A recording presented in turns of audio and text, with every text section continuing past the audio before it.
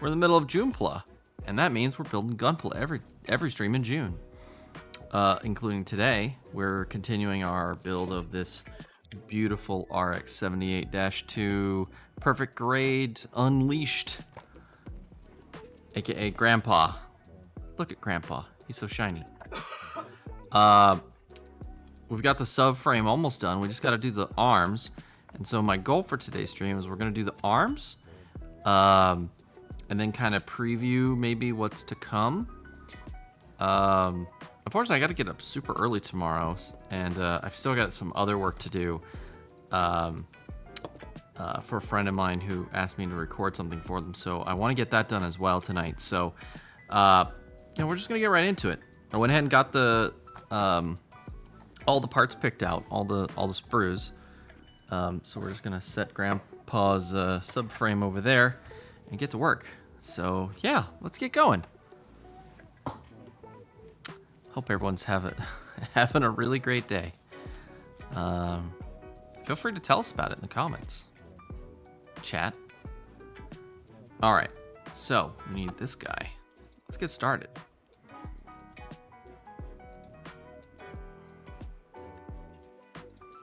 I love these parts that are just one piece and it has all this crazy articulation built in. It makes me wonder like how far they could push that technology of injection molding parts that can separate from each other. You know, like how far can they push it? Could they print like an entire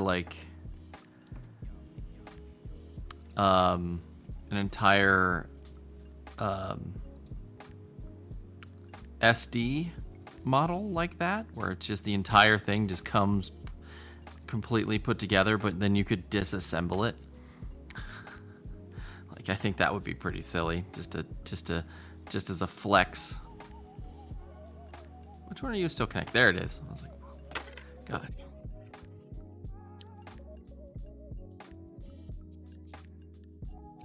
All right, let's see. Let's see, how are we gonna fold this guy? Move to this point and return it to its original position. Please note that it is structurally rigid.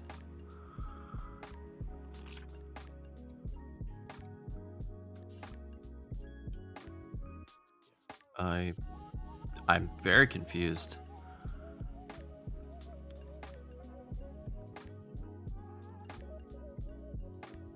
Is this what they mean? And then return it to its original position? I guess. All right, let's move this one. All right, now we need C1.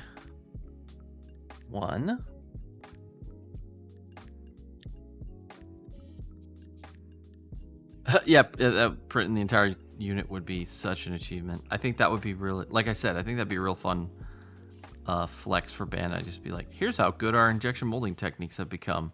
We printed an entire model pre-assembled, and it's completely disassemblable without tools. Like, it just all comes apart.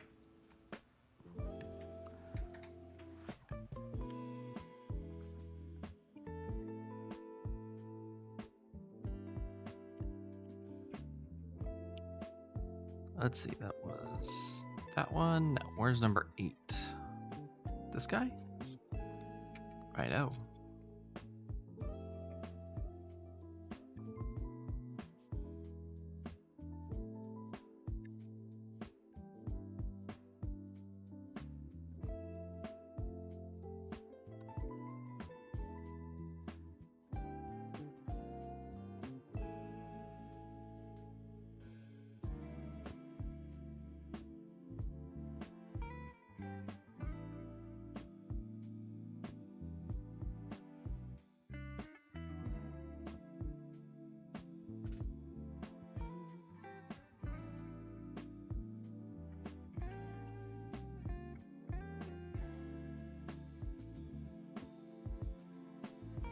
Is that supposed to go into there as well?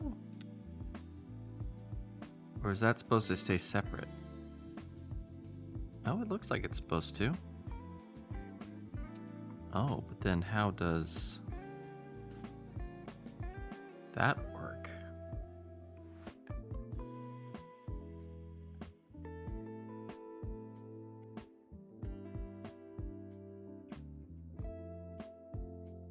I think that goes like that? That looks about right. Right, chat? Think so.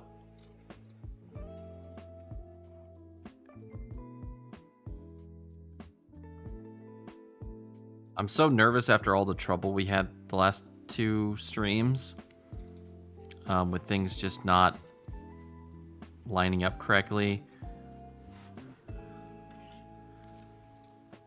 All right, let's see. We need number 3. Oh, we had the part actually break yesterday. Or last stream. That was heartbreaking. Oh, for those of you wondering, I did get my computer fixed. Hopefully we'll... I had to re-download the VOD off of Twitch for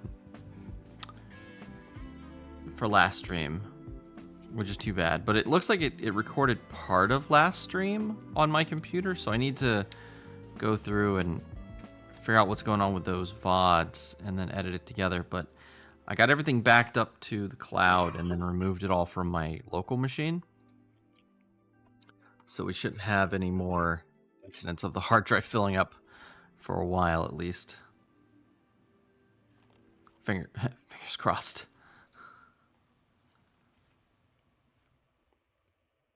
Yeah, I got to say that was pretty shocking just to like, oh, why am I getting all these weird beeps and boops in my headphones?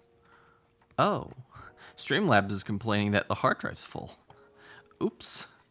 Oops, doodles.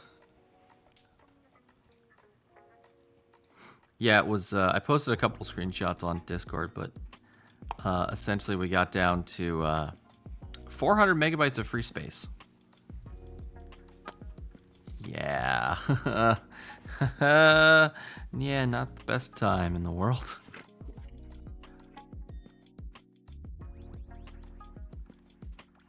But it all worked out, so.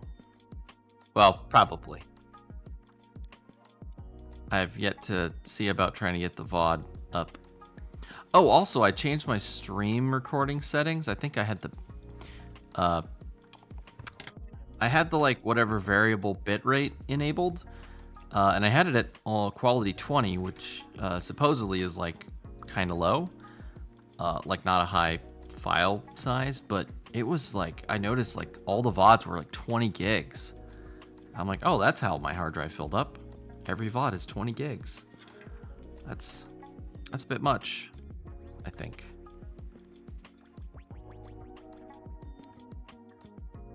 Not ideal.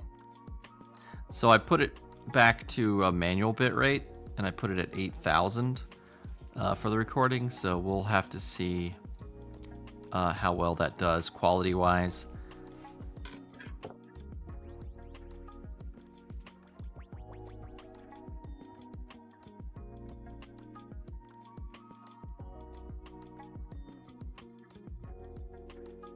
Should look fine. I'm using the new Invec. It's not Invec. What is it? It's I forget. I'm so bad at this stuff. It's like the NVIDIA one. Oh. I forget what it's called. But it's supposed to be the better one.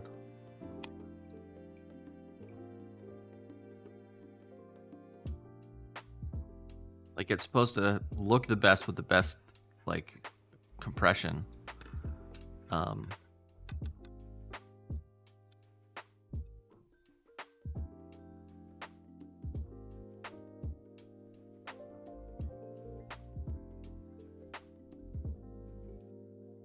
Let's see. V1 and 2.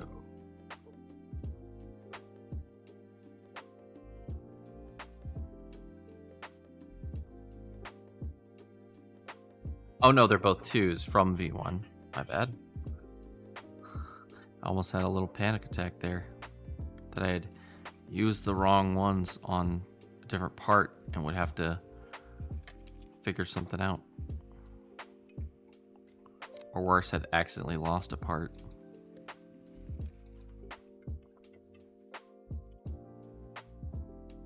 Invenk? But that's the older one. Yeah, it's something... Invenk, yeah, I think Invenk's the older one. But yeah, I have a 3080 in my streaming PC. So I'm using whatever the latest one that's supported by it.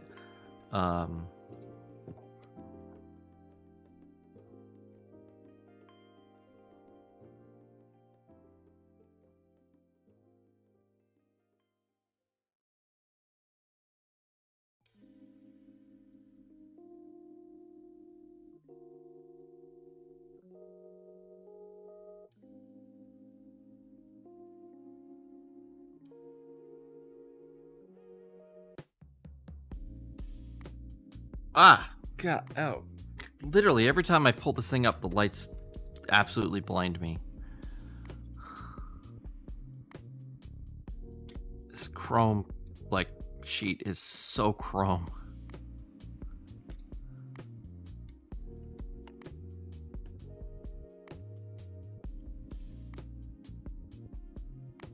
NVIDIA GPUs contain an on-chip hardware accelerated video encoder NVENC, which provides video encoding of H26, HEVC, and H265. Let's see, H264 and H265 and AV1. Yeah, I'm using H265. That's the one. H265.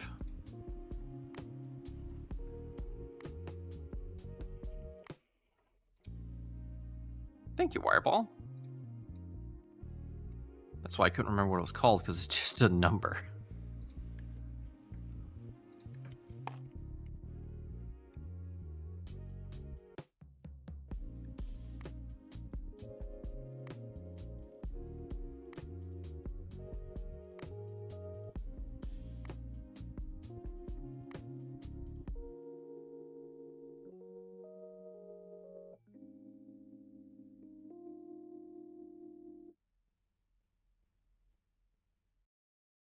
Obake, what's going on, my friend? Welcome to the stream. Imagine if Bandai made a perfect grade of Psycho Gundam. Ooh, yeah. Yeah, that would be really cool. Like a perfect grade Unleashed Psycho Gundam. That'd be wild. The thing would be like, because what, the Psycho Gundam's like 4 times as tall as the RX-78.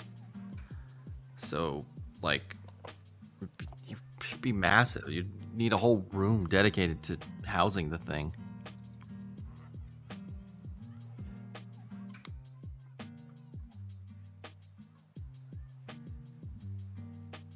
Yeah, just an absolute unit of a boy.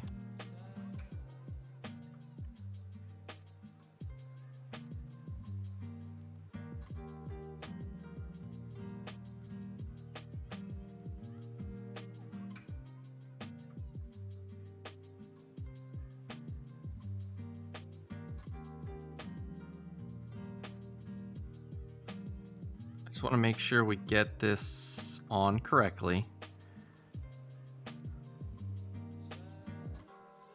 Because if we don't, that's going to be a problem.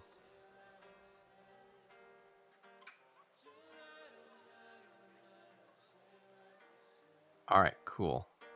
Cool beans.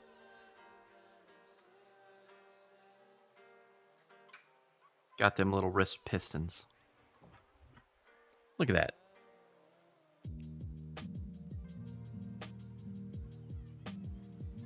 That's so neat.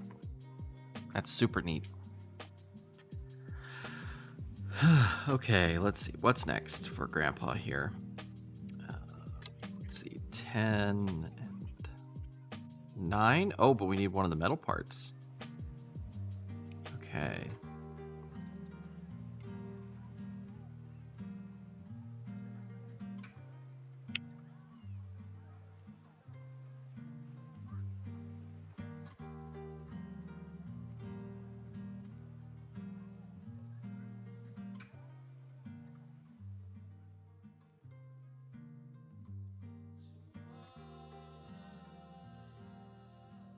Yeah, I think it's pretty cool too. Bake? All right, let's see. So we need this guy.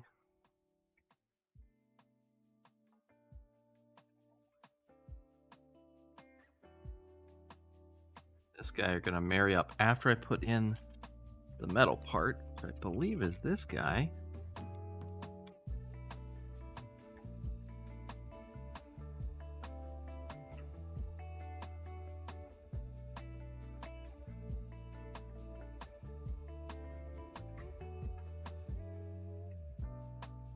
Well, these scissors are no good. There we go. Turns out, skill issue. Blame the scissors, Retro. Couldn't be you. Could never be you. You're not the fault. You're not to blame. That's ridiculous. Who could ever suggest such a thing? Ooh. What is this? What is the purpose of this part?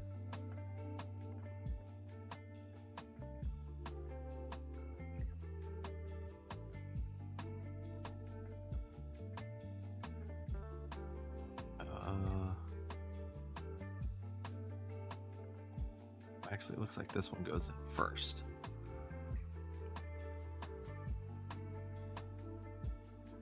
Aw, goodbye, pistons. And we can still see a little bit. Aw, just so cool. I'm like really half tempted to just like not put this together all the way. Hey, Jinx Jojo! Welcome in, Raiders. Hello. I'm Retro VT. I'm Retro VTuber, who plays retro games. Your one-stop shop on twitch.tv for retro gaming action. But also I do Gunpla. As a matter of fact, this is Junepla, Gunpla month. Every stream of the month, we will be playing, instead of playing a game, we're going to be building Gunpla. Look at what we're working on. We're working on an RX-78-2 Perfect Grade Unleashed. With all its little shiny bits and details. Look, it's got like working pistons and stuff. Like, check that out, Raiders. Isn't that so cool? It's all gold and shiny. But yeah, what were y'all doing over on your stream? What brings you over to this little hole in time?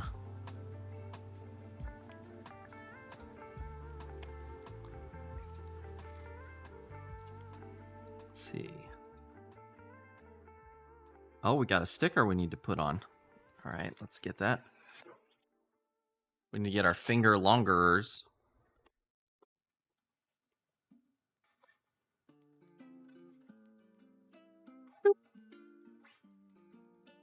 Doing the mining and the crafting? Oh, we're doing the Minecraft, eh?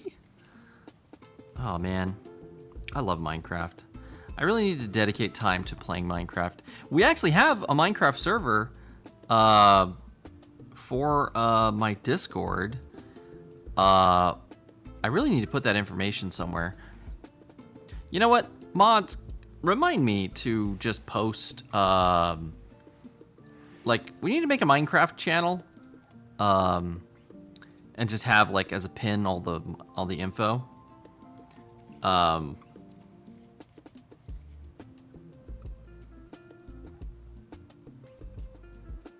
Yeah, thank you, Wireball. Yeah, we'll have to open that up to everybody and let people in. It was originally gonna be for another server that I'm a part of, but plans kind of fell through. and we ended up not being able to use it, but I still have it. One of our mods, Sparky Dinka, did an amazing job setting up the starting area. It's so beautiful. Like I want people to play on it just to see this awesome build that Sparky Dinka did. Oh my god, I hate these semi-transparent stickers.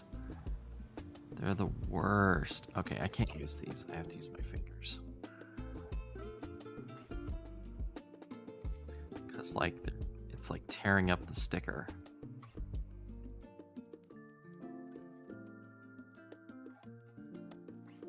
I would much rather they had just used water slides. Like, oh, this is so rough.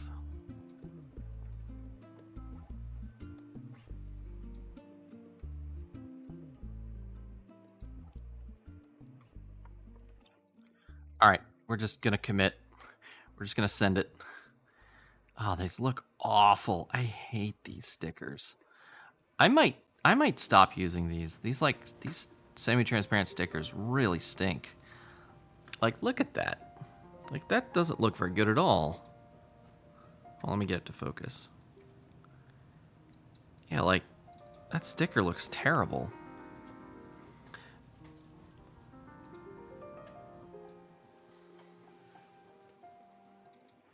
Like, let me show you, because I just happen to have these legs right here. Like, look at the difference. Like, side-by-side water slides versus these semi-transparent stickers. Like, look at the difference. Like, why would you even bother with these?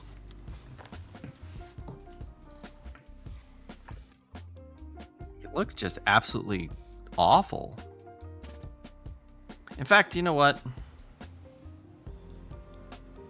I'm taking this off. It just looks bad.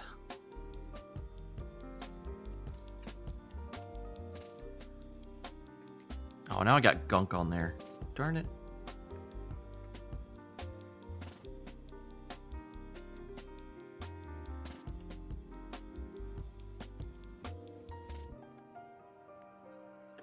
Oh, now I gotta get the gunk off. Oh, there we go. All right, gunk free. You have to raid and run? Aw, well, don't feel bad. Thanks for stopping in and trusting us with your community. Please, go get yourself a drink, go get some rest, go get a snack, a nap. You know, do that self-care thing you do. We're all about it here, you know? So thank you for coming by. I really appreciate it. Hope you, you stop by again real soon. Bye. For those of you who wish to stay, we're gonna keep on moving. Let's see. We've got an undergated part. That's cool. Oh, 2 undergated parts. Oh, it's the same parts. Oh, it's cool little wrist thingies. Or, sorry, elbow, like, pad things. Oh, yeah, that's gonna be cool. All right, let's get those out. It's these guys. Number 5s. Ah, here they are. Now, undergated's kind of cool. So I'll have to cut them off to show you guys what undergating is. Since we have some raiders, I'll go ahead and give you the lowdown on undergating. So the gate is the little part between this part is called the runner. And the gate is the little part between the runner and the piece. And so let me just cut the gate off entirely. And I'll show you guys what undergating is. So normally, the gate just goes straight up to the part, right? But undergating, it's off a little bit. So like if my fist is the part, normally the gate would be like here, and you would nip it, right? Well, an undergate is where they move it to where the gate's here, underneath. And so you cut it here, and then you have a little bit on the bottom, and then you cut it there. And the advantage of that is there's less of a nub mark left behind.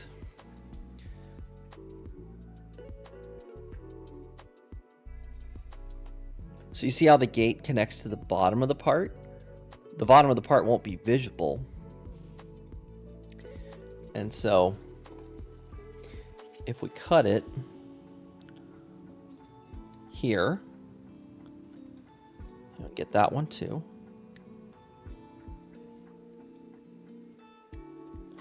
Right? And now we have little ones on the bottom. We cut it off from the bottom.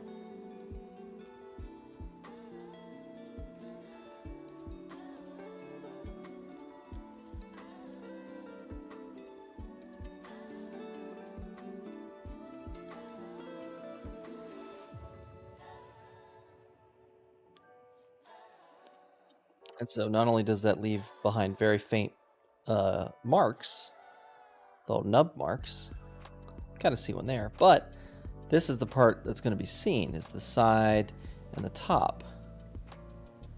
And you can see there's no visible nub mark. Because it was connected on the bottom.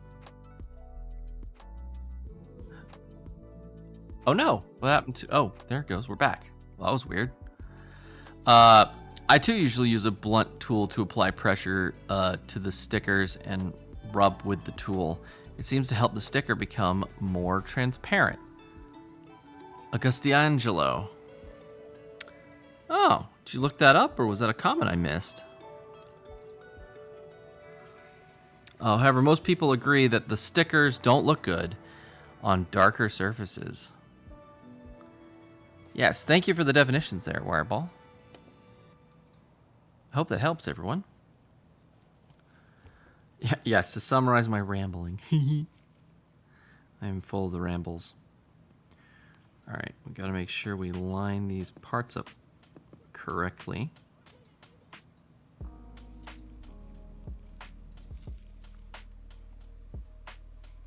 They're keyed, so they only go on one way. Gotta make sure I line it up properly.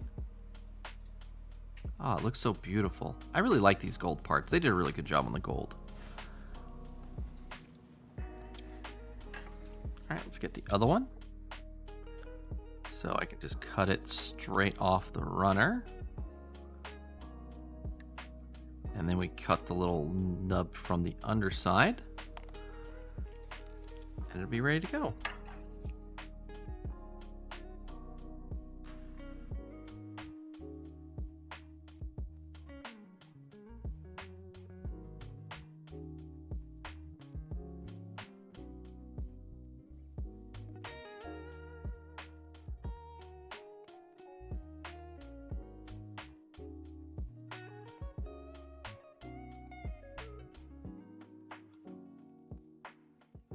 There we go.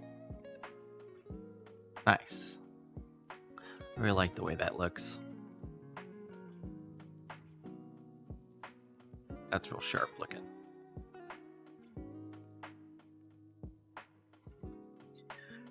All right, let's see. And there is a sticker. This sticker goes right here. And we'll give it a try. Number 25. Let's look at it. Oh, this looks like it's going to be terrible, but let's try.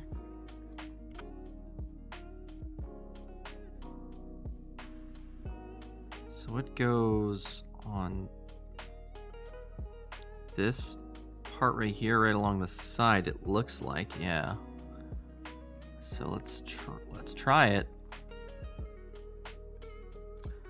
Let's use this bit to pick it up with. No?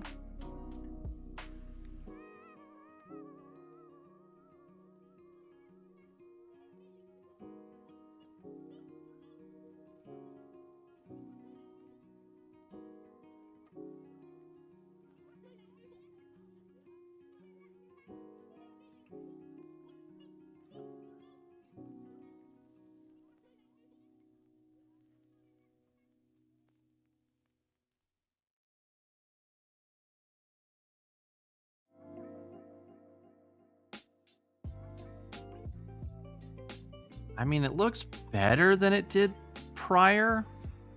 Like, that one actually looks good because the surface is flat that it's on. Because the other one, we were trying to put it here where there's like a a groove down the middle and these big ridges here, so it just wasn't working. This one went down on a flat surface, so I mean, that looks okay. Especially on camera, it looks pretty good, but yeah, in general, I'm not happy with it. I wish they would have just used water slides, but yeah, what can you do? All right.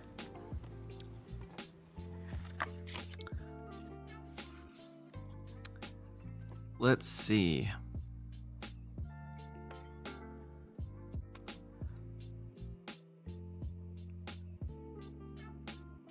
Reddit. Oh, it's from Reddit. Okay. Water slides are preferable, but regular stickers will go on much nicer if you dip them in water first. You have to better control the position and less air underneath, which will look better and smoother. Putting water on your sticker. I don't think I like that suggestion. That doesn't sound like a good suggestion. That sounds like it would just mess up the adhesive. It works surprisingly well. Just dip it in water for a second, and then get in position, and then flatten, dry it with a Q-tip. Yeah, I'm no. we're gonna pass that one up. All right, let's see. W. Oh nope, that's not W. Here's W. I'll close my eyes so I don't get flashbanged. All right, we need 9 and 10.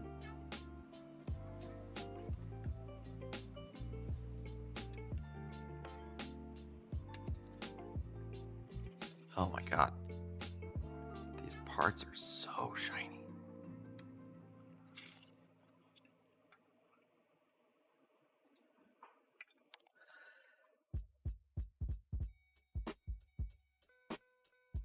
That was 9. Where's 10? 10 is like the inside of the palm.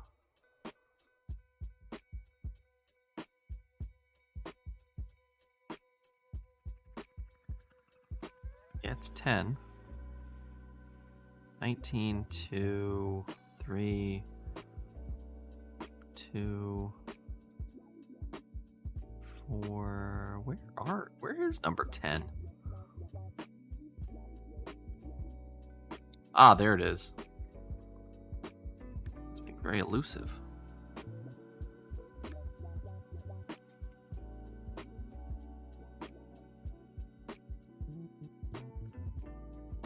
I wonder if someone sells an aftermarket water slides kit for this model. If they do, I might not use these stickers on the exterior, like these guys here, that are probably going to be on the outside. I might order some aftermarkets.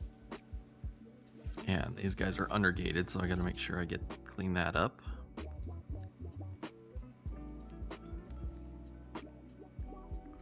Or else I'm gonna be like, why are my parts put together? Oh. Yeah, I think that just had the one undergated piece. I don't see any other undergating.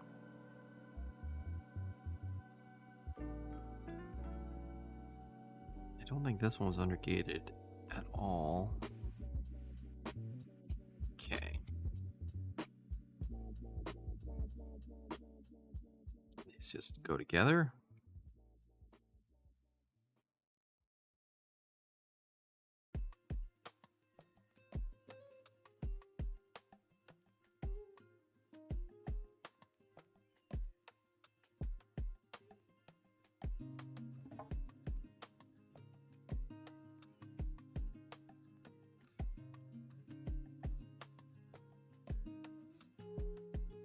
All right.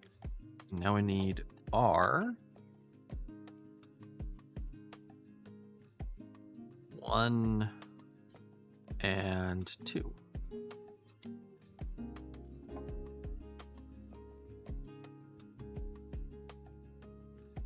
Now I imagine if we want to do different hands, we just pick different versions of these same parts.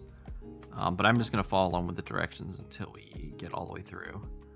Then I can always come back and make my own decisions on which ones I want to use.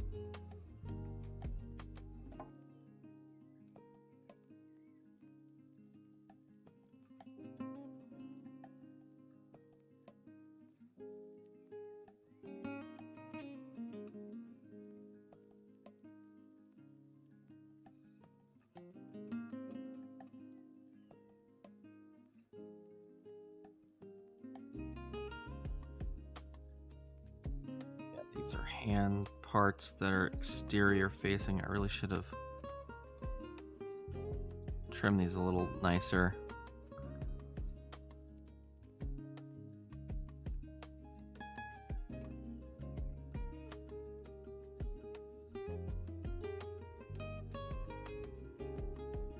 I wasn't really thinking. I should use a little bit cleaner technique for taking those off. But it's all right. I'm not gonna lose any sleep over it. Okay, now that's C part. Where's F parts? Did I forget to pull out F? Oh, nope, there it is. Let's see, I need F2 number 10. It's one of these guys.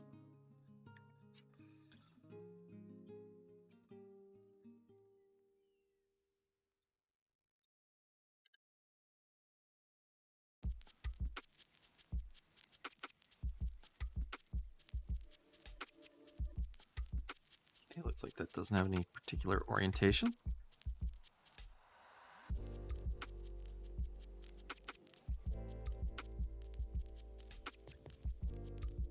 Oh, I'm kind of sad the super chromy fist is gonna get like covered up.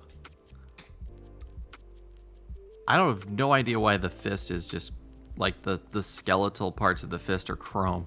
That's very weird.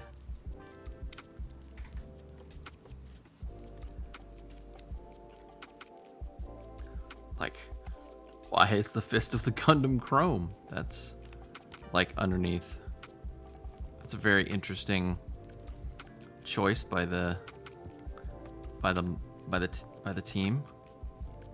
Like, is there some canonical reason for that? Like, do we ever see like the hand bare without any armor on it in the series at any point? Like in a repair wing or anything?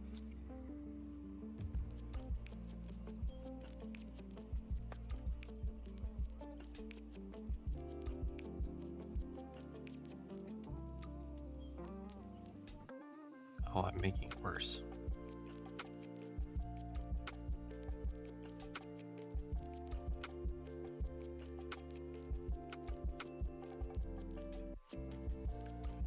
It just made it way worse. Oh, man. Alright, well. We'll come back and fix the right hand thumb up later. I have some ideas what we can do, maybe with some buffing compound.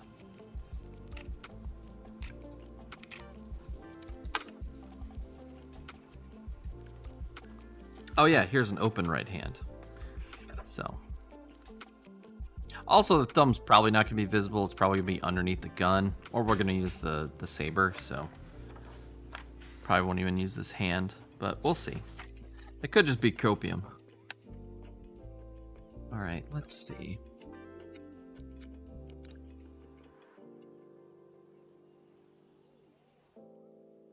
Let's see. What do we need next? We need some F parts. Alright, let's put these last C parts away that we'll be using in the next part of the build for the left arm. Let's see. We need 13, 14, 15. That's all these.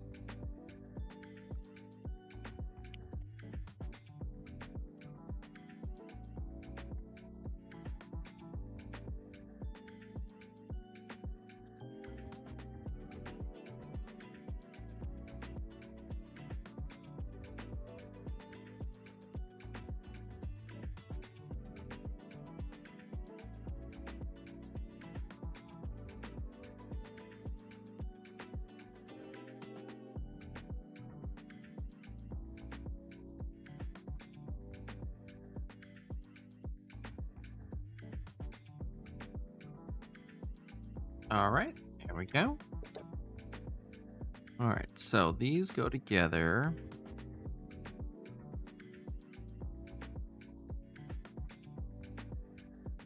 That one's there.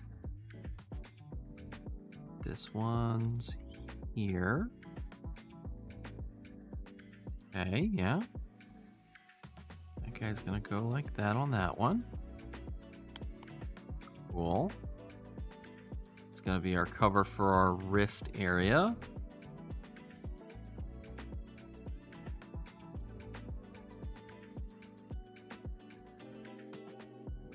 Ow, my thigh is really hurting. Like I pulled a muscle in my right thigh.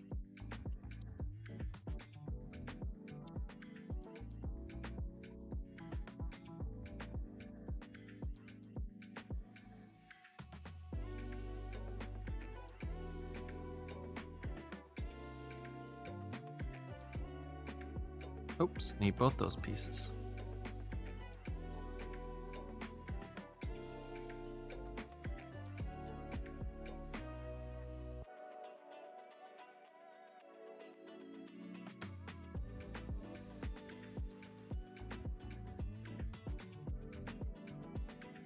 We need this part to come into here. This one into here. All right. Oh, this is for the shoulder mount, not the wrist. Oh, this is what the armor hangs off of on the shoulder. Oh, that's super cool. Hey, Temper Tired, welcome in. How you doing? Hope you're having a wonderful day. All right, let's put these together. And that's as easy as popping this guy on to the corner there. And then plopping this guy into there. Nice. We got an arm, chat. Got a functional arm. Oh yeah, look at yay. Don't K. I see you, K. I'm looking at you.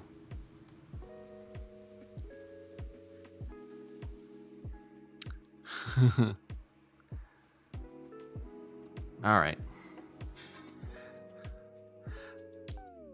Listen, don't talk to me about gourds, okay?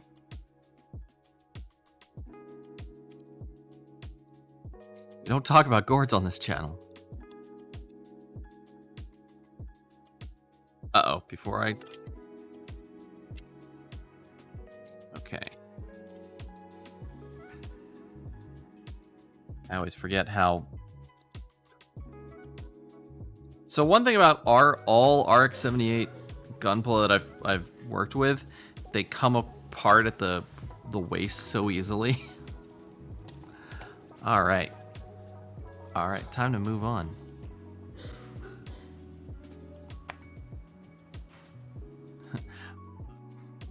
Was banned for 30 seconds for talking about plant that shall not be named. No, don't ban people. It's okay.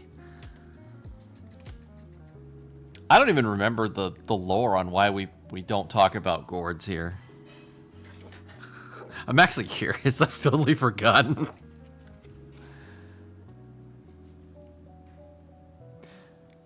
Best VTuber in the business, y'all. Right here. Forgets his own lore. I just blame radiation from time travel.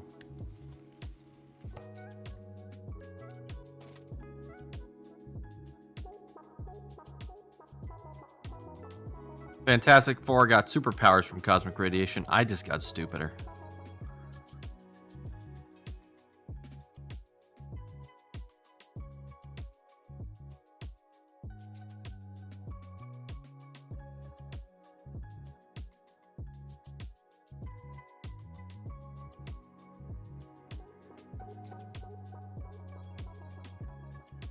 Oh, is that the end of this piece? Are we done? Yay!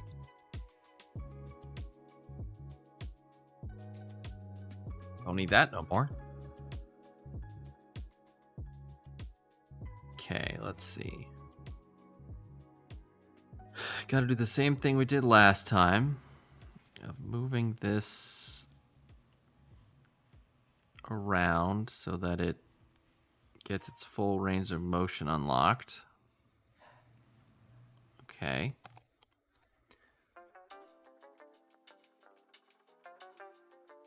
Turning it back to its original position. And this guy comes down. Okay.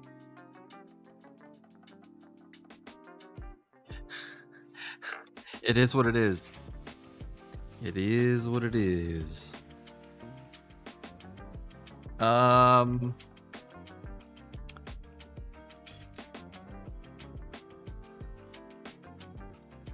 Yeah.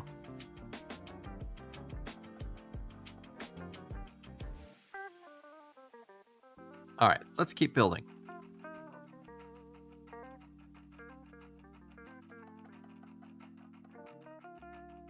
Let's see, 8 and 1, or 2, 8 and 2.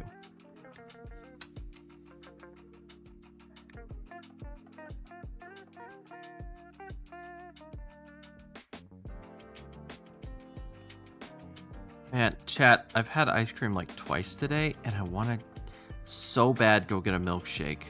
Something is wrong with me, chat.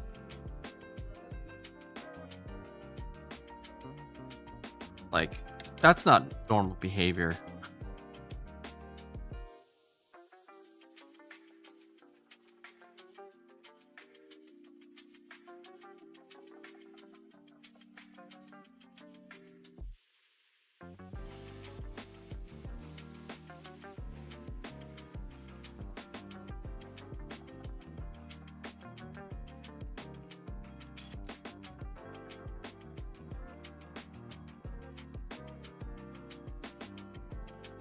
Mooney Corn Syndrome? What is Mooney Corn Syndrome? Get during ice cream. It's available over there. The pungent smell and taste is good.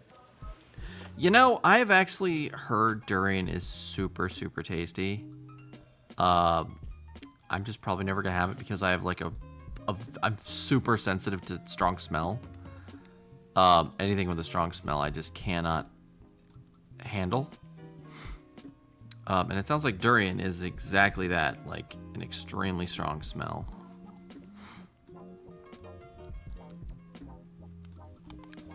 I think I'm doing this backwards. Yeah, I think this needs to go on here.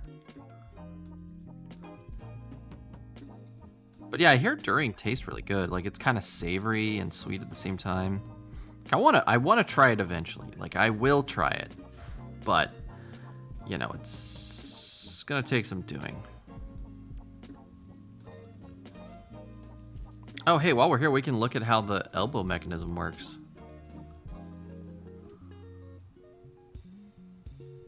Look at that, chat. Here, I'm gonna get you a close-up.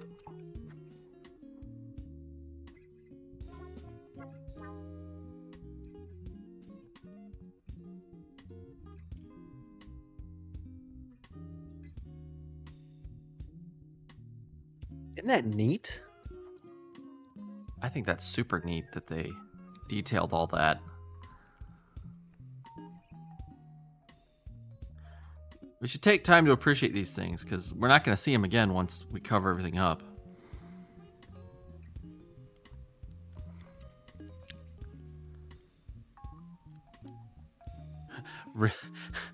Wireball, you're saying you were easily bribed with milkshakes, or that you bribe people using milkshakes? Just plug your nose with anything while you're... Aw. But the thing is, smell is such an important part of taste as well. Like, I don't want to... He can be bribed. I could probably be bribed with milkshakes, to be honest.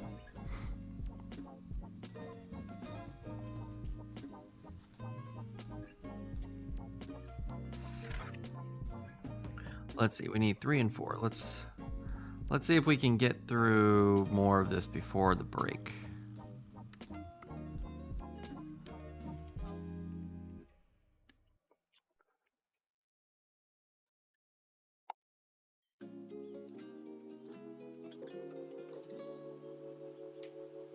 I could get a hold of durian. I actually do know a place that sells durian ice cream. I just don't know if I'm brave enough to try it.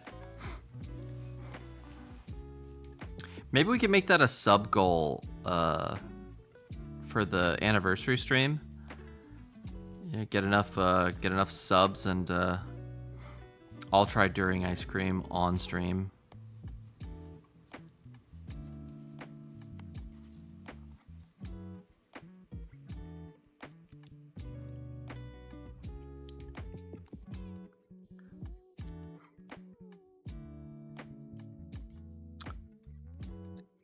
I mean, it's gonna be entertaining one way or the other. Either I'm gonna really enjoy the durian ice cream, or I'm gonna hate it, and it's gonna be really funny for everyone to watch.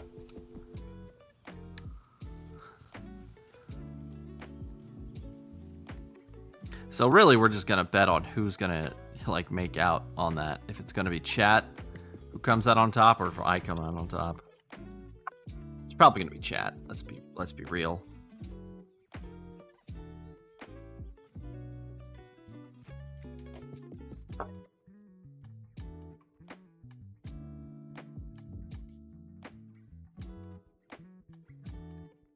Whenever I've bet against chat, I have not won. But that's pretty. That's you know, it's me we're talking about. You know, that shouldn't be a really surprise to anybody.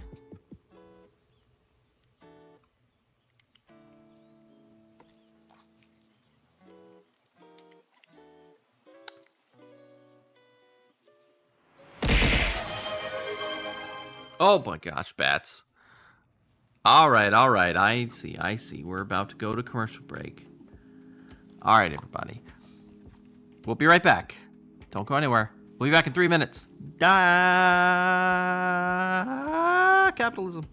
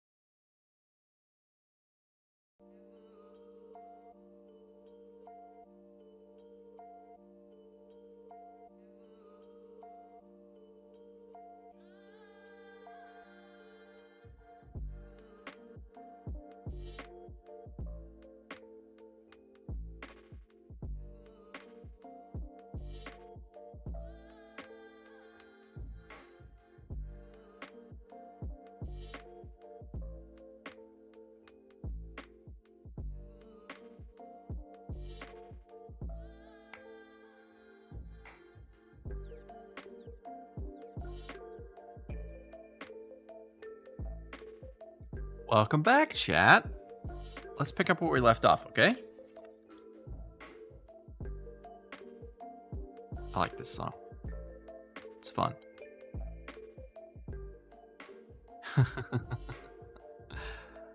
I don't know why I like this song. I don't know. There's something about this song that really gets to me.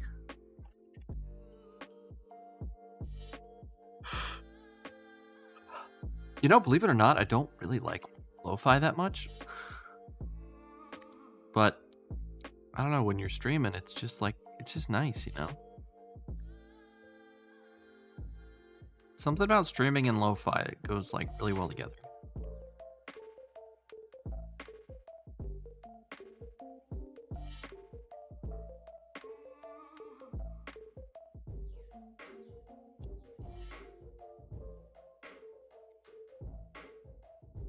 Don't know what it is.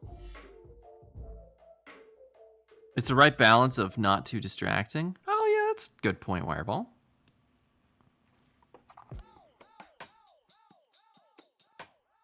Not to say I don't necessarily like this track. I used to have a button to skip tracks on my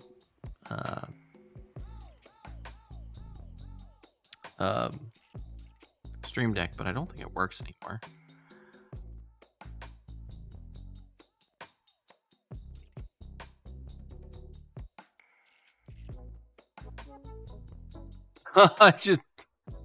I should play Tobe Gundam while building. I don't know, is it copyright free? Like, will I get a strike on my YouTube channel when I upload the VOD? That's always the fear. Google has us in this cycle of fear of constant copyright issues, which I'll tell you, chat, one of the reasons I stopped playing Metroid Prime 2 was not only was it a long game and it was starting to take up a lot of my time, but also every single VOD I uploaded would get a copyright strike. Every single one. Because there's some guy who made some dumb rap cover of one of the songs from like the main area that you have to go through all the time. And he just copyright claims every single video that like features that music from the game. And like when you dispute it, it gets released. But like you have to do it every single time, and it was just too much. Like I even wrote up a little script for like exactly what I would say in the copyright like counterclaims, and it was taxing. It was just. Also, the VOD channel has just completely like collapsed. My motivation to upload the VODs is like very low, because not a lot of people watch them. Like very few people watch them, and the channel's algorithm just got absolutely destroyed by Google Ads. Like, there's a whole story, and I think I've told this on stream before, but I used like because Google has this service you can use to promote your videos, like just put a little marketing into your videos, get them in front of people. Help grow your audience. Or at least that's how they pitched it. But unfortunately, it didn't really get in front of anyone who was interested in my content. And in fact, it got in front of people who would subscribe and then like not watch the videos. And the channel, before I got all the analytics data back, the channel got to about 20,000 subscribers, but was getting very bad views, very bad retention. I was getting good views but bad retention. And then once I started getting all the analytical data back, it turned out Google was just serving my ads to Puerto Rican children. And I'm like, that's definitely not my target audience. And so, yeah, I've got 20,000 subscribers and like no one watches the videos. So the organic recommendation algorithm just thinks my channel's dead and doesn't recommend it to anyone. So I started a new channel that does nothing but shorts, which is going pretty well.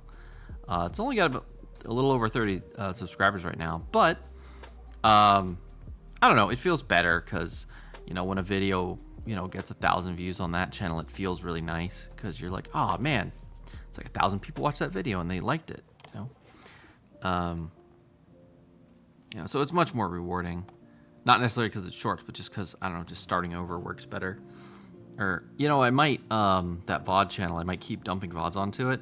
But if I start wanting to, because originally the VOD channel wasn't a VOD channel, it was just a regular highlights channel. So if I ever decide to go back and do highlights again, I'll probably make a new channel again that's just highlights, and, you know, let it grow organically without trying to do any kind of advertising. Which really stinks because, you know, it was nice, you know, you'd be like, hey, you know, I have a marketing budget of X, you know, amount of money. Hey, Google, go put my video in front of people that, you know, match these criteria that would be interested in my content. Kind of push through the noise. And no, it ended up doing the opposite, just making the channel like just become a dead end, which is really unfortunate. But hey, you know, it is what it is.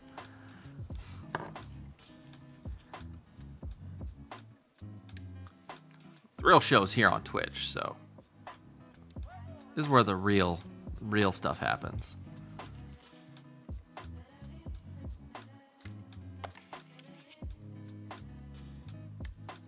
Although if you are watching this on YouTube, I appreciate you. You're a true blue, like, you're a real one.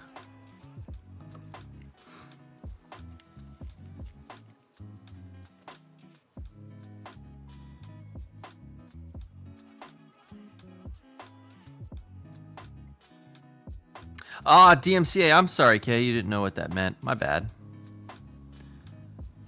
Thank you for explaining that, Wireball.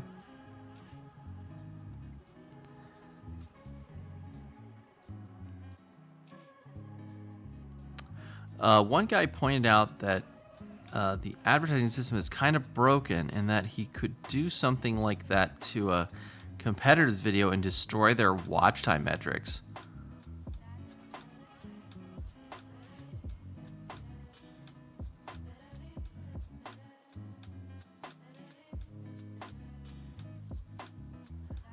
Real stuff happened, such as H*TTU asterisk street. What? I confused. I'm just gonna go back to building and remain confused.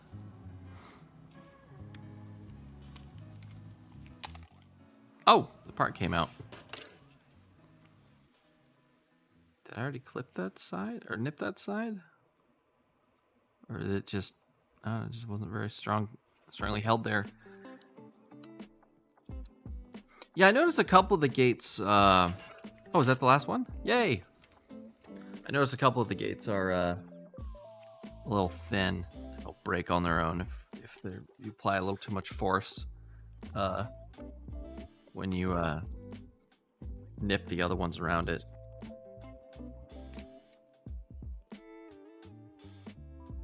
Oh, hot tub! Why did it asterisk out hot tub? Is that auto mod? No, that's not auto mod.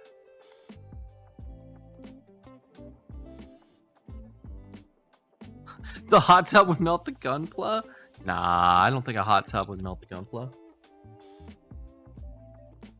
And besides, chat, you don't know what's happening underneath this desk. This could be like, what was it, Robespierre? Or who was the guy that was the French revolutionary who was stuck in a tub because of he had a skin condition? That could be me. You don't know. This could be a desk over a tub like that guy used. I'm not in a tub, but I mean, yeah, I could be. I could be, Chad. You don't know. You don't know how I live my life.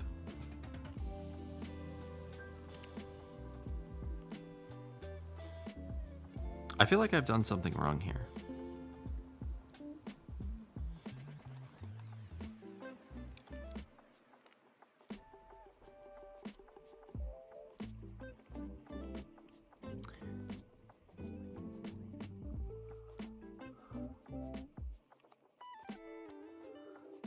Seems like there'd be a risk of small parts getting sucked into the intake. You know, I could lose parts into the tub. That would be really annoying. There's one slang if you guys want to learn. It's slang term for nope, we don't want to learn that. Well, I guess Kay already dropped it, but no big deal. Jean-Paul Marat? Jean-Paul Marat? Who was famously assassinated in the bath.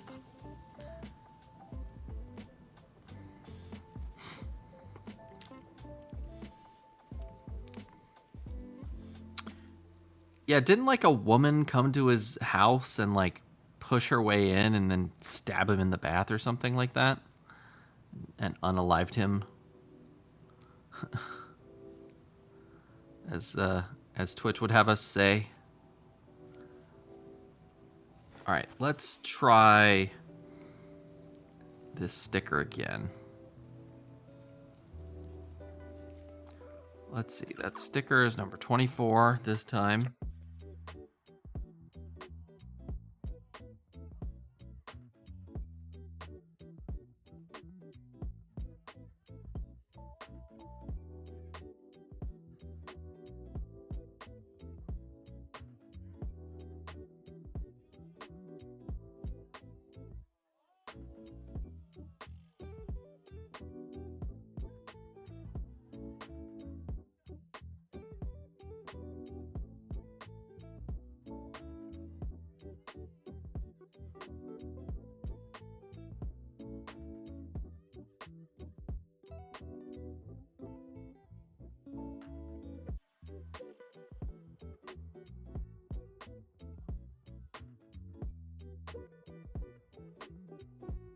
Yeah, I definitely think these stickers don't go well over darker surfaces like people were saying on Reddit.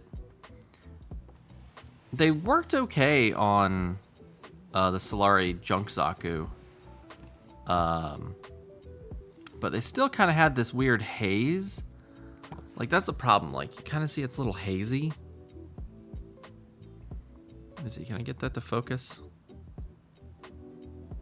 Yeah, see how it's like hazy instead of perfectly clear? I really don't like it. Ah well, c'est la vie. Alright, let's keep going. Get those gold pieces out.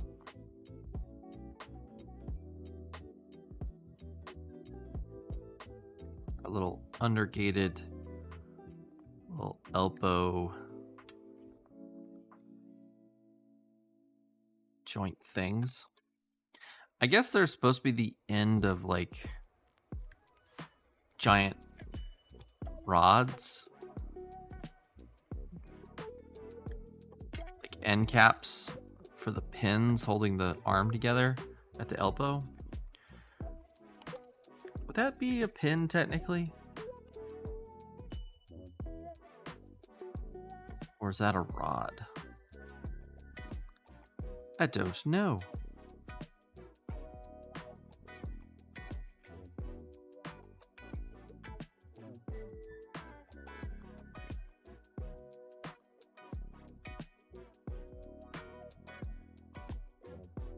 Don't roll away, little part. No, stop rolling.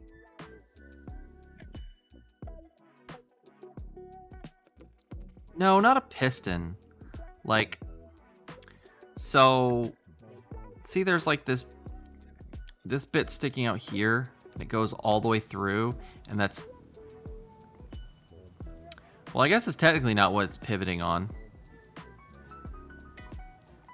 So, but yeah, there's like a rod that's just going all the way through the elbow. And these are like little end caps on it.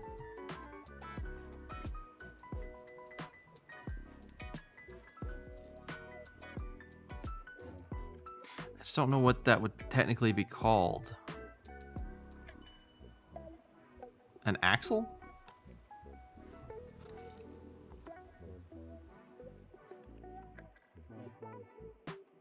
Like, what do you call a big metal pipe or pole that a mechanical machine like rotates around or on?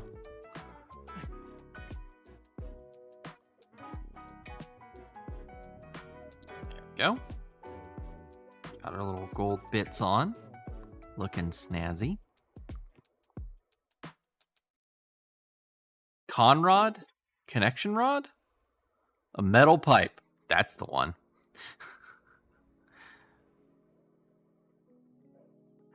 We're going with a Conrod. I like Conrod. It's like Conrad.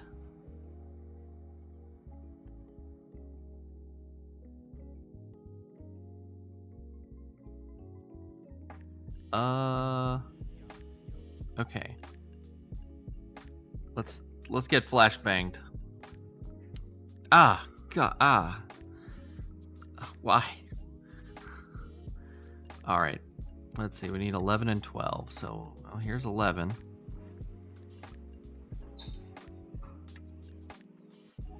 Which is undergated on the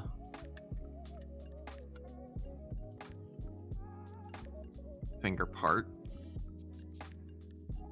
Let's get that cleared off.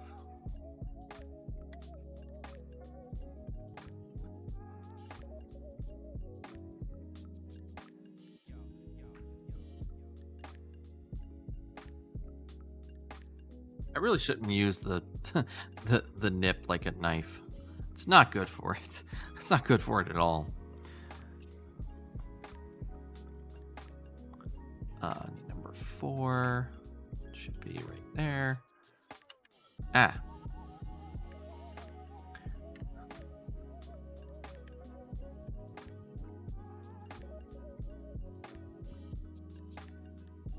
Boop. There we go.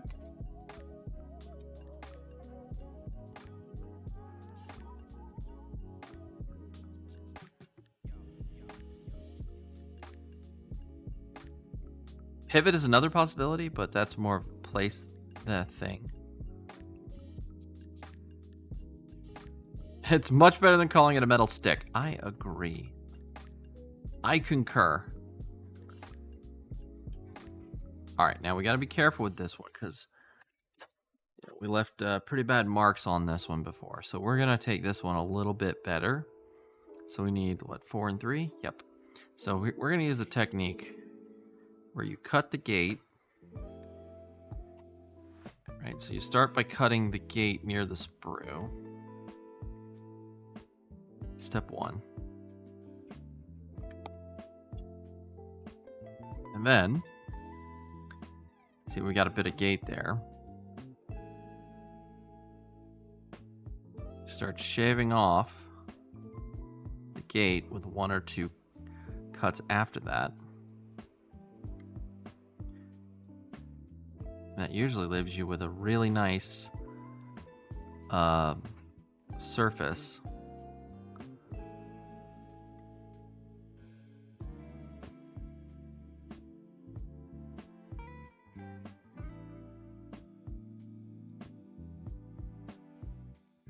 Yeah. That looks pretty good. Nice. All right, let's get the other one.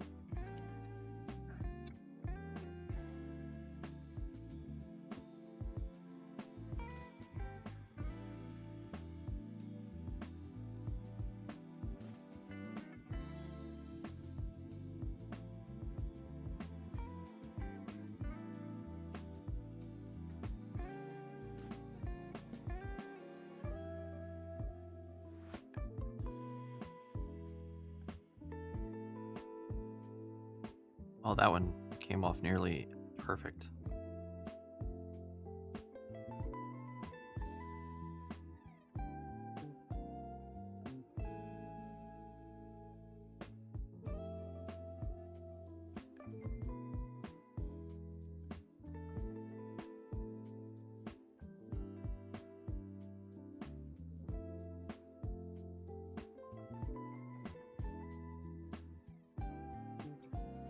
tiny little stress mark in the middle there.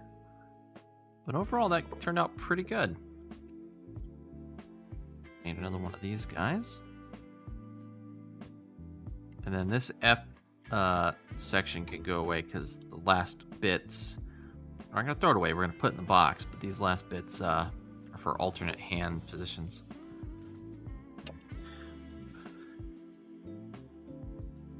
So let's see, we need to put this into the chrome part of the hand first.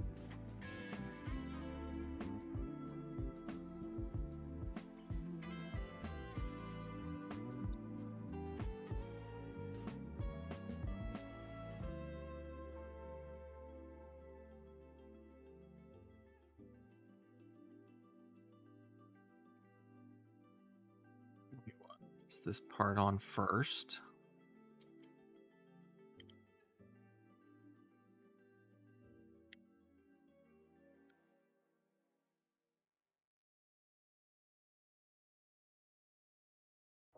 Such a shiny hand.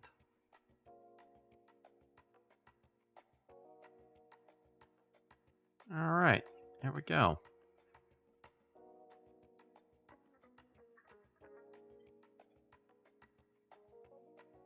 Nice.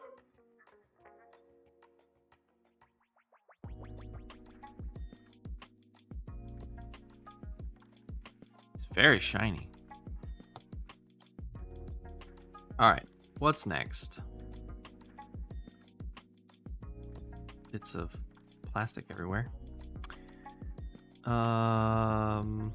Alternate hand we're not using. Ah, the F parts. These ones. Oh, more of those alternate. How many different hands are there?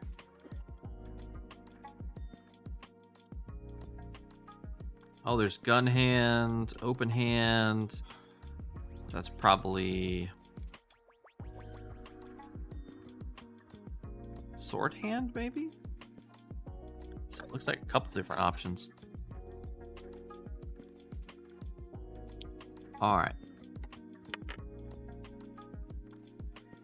So we need 15, 14, 13, just like before.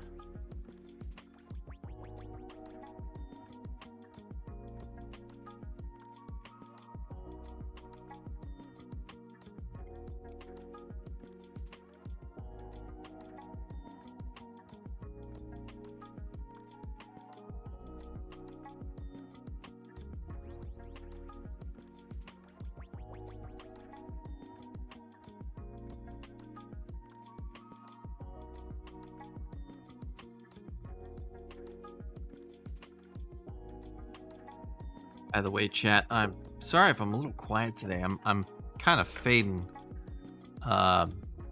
here right now. I've unfortunately had to do some work stuff overnight last night, so I'm like super tired. I was very close to canceling the stream altogether, but I was like, no, we got to get the arms done. We got to make some progress today.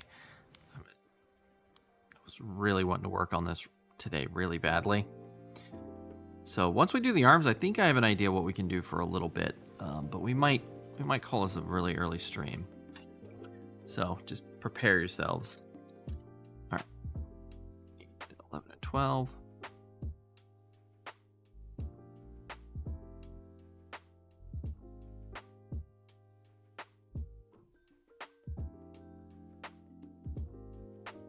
But it might involve power tools. I hope you're ready for that, chat.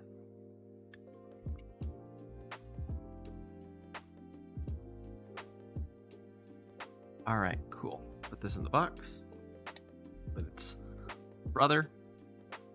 And we'll pop these on where they go. I don't even need to look at the instructions. That's probably dumb. I probably should, just in case. Nope, I did it right.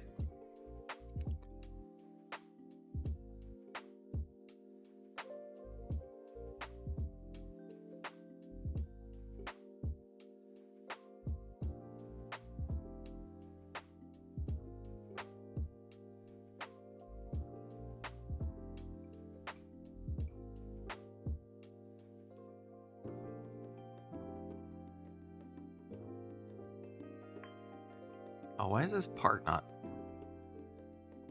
marrying up very well? That makes me nervous.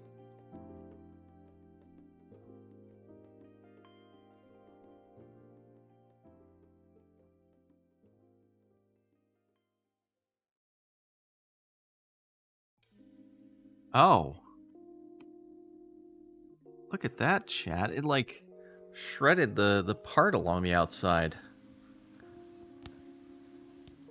Oh. Dang. What the heck happened?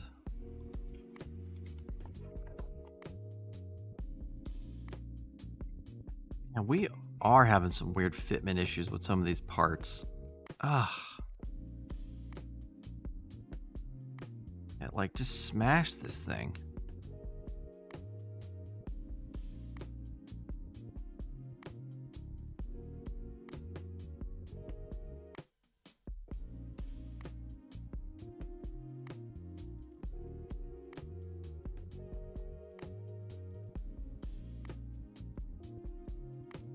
That's also because I put it on backwards. Oh, I'm an idiot, chat. That's why it didn't fit, because I put it on backwards. Like a goober.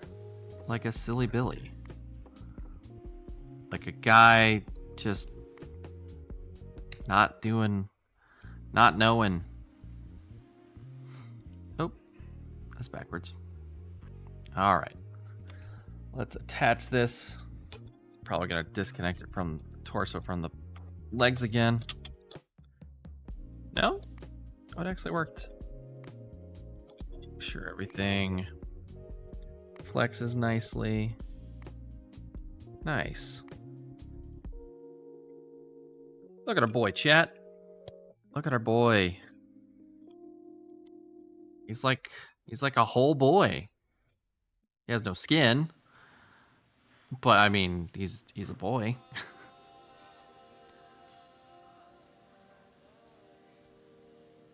Just call it battle damage. Hey, it's coming together. Yeah, it is. It is Wireball. Oh.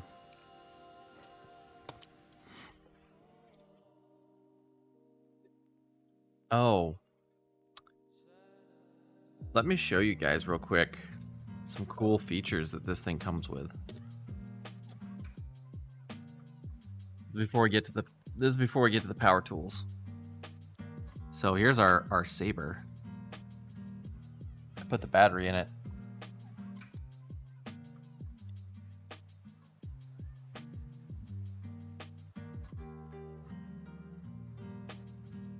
Turn the lights out.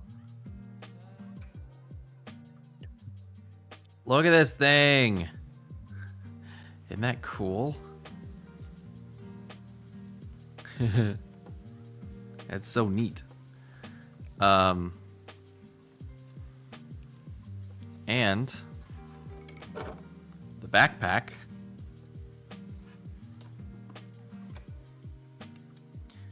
We attach the saber to the backpack and turn it on. And that's how the jets get lit up. Little exhaust jets. They're a little harder to see because they're not very bright.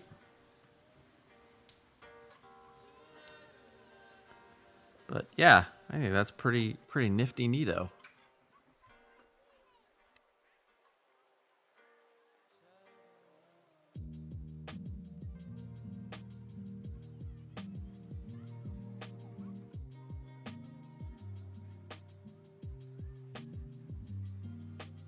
Wish I had two of these, and I might end up making two of these.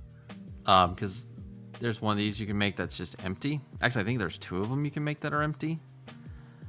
So I might put LEDs in the empty ones and then wire them into the backpack. Because I think if you had two lights, it'd be much brighter back here and look cooler. You don't like the light?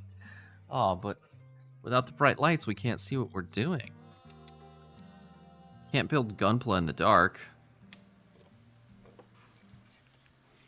Alright, set our boy there. We'll put the lightsaber away. Let's take a look at what's coming up in the book.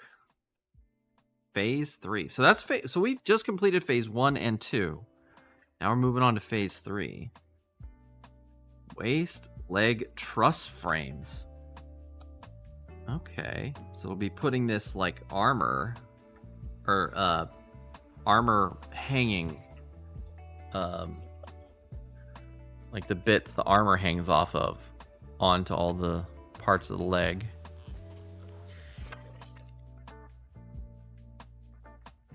It's only a couple steps. We do the same with the head and chest and arms.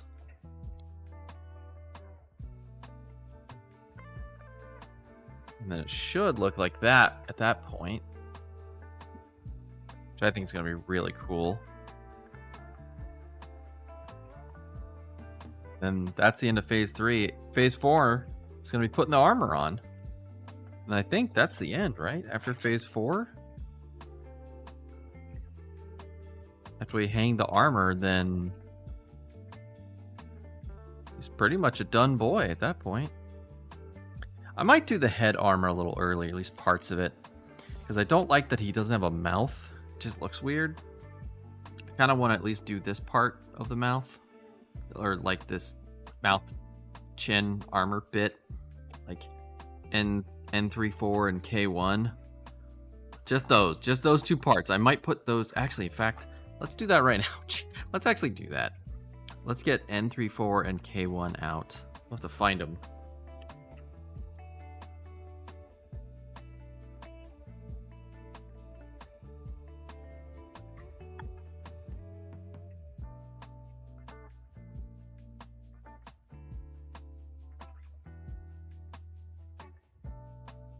Look through our sprues here. Let's see. So N3 is red. And K1 is white. Oh, here we go. Found N3. Let's go ahead. And so we need N3 number 1, which is this guy here.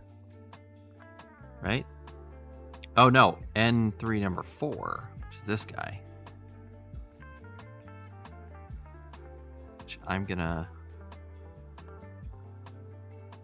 take that, do that gate technique I was talking about earlier.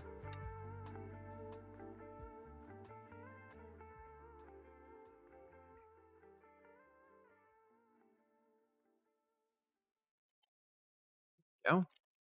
We'll shave that down here in a second. Let's get the other piece first. The K1. It's going to be white. Let's see, there's L.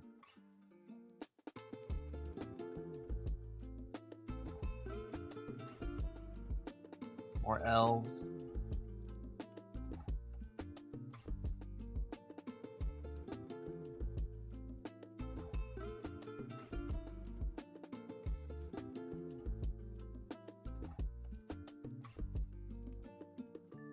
J parts. Is it what? K1? There we go, found it. I should reorganize how things are in the box based on the color. Let's see, K1. Here it is. K1, number 1. All right, and we're gonna do the same thing with this one. We're going to take the whole gate.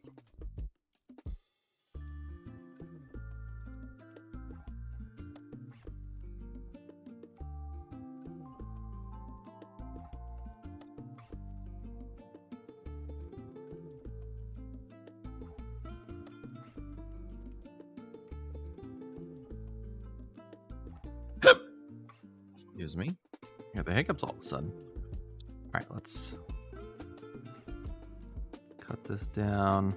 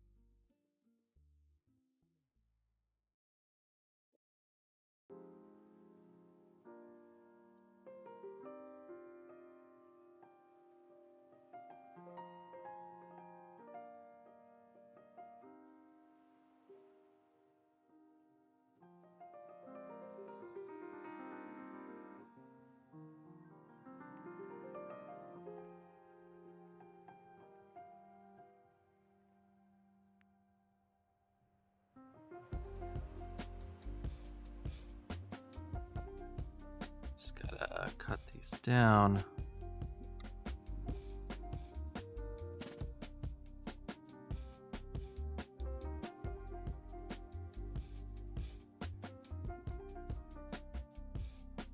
All right.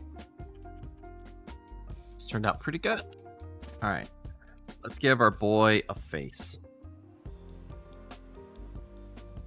All right. So this part goes on first.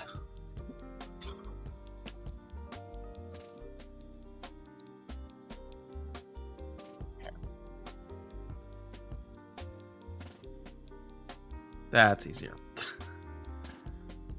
Just take the whole head off. And then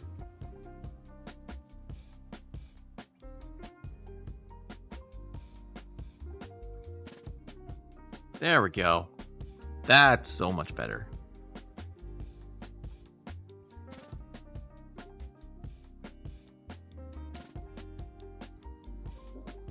Aw, he wanted to show that puny light. My cat's eyes shine brighter than that light. Aw, that's mean. Don't show that picture here, poor grandpa. He's naked. Yeah, he is a little naked. It was a bit less vigorous. Maybe they wanted it subdued? Yeah, maybe. The saber lit up pretty well. Yeah, it's the same light too, which is wild that the saber lights up so well and then the backpack doesn't. Oh, yeah, that's true. I mean, it is getting routed using that clear plastic, but, you know, I guess it is getting pretty messed up and as it goes through that white plastic. It's like bouncing around and losing some intensity. All right, so put Grandpa's head back on. There we go. All right, chat. Look at our little grandpa. Our RX-78-2.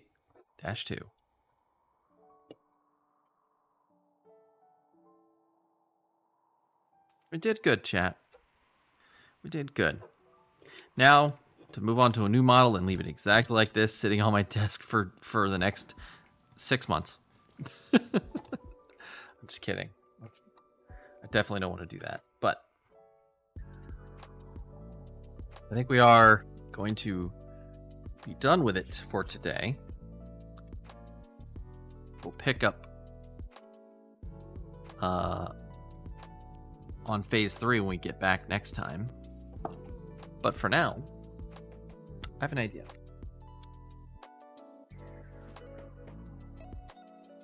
We're going to need this.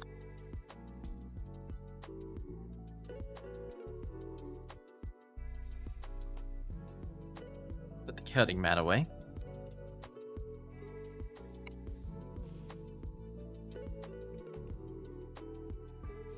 And let's move Mega Man X, which I still haven't tested this out. Let's move Mega Man X and Grandpa out of the way.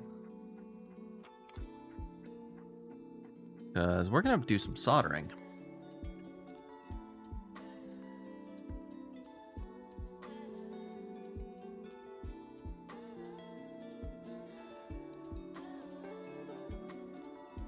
And you might be asking yourself, chat, what does this have to do with Gunpla? Well, it has a lot to do with Gunpla.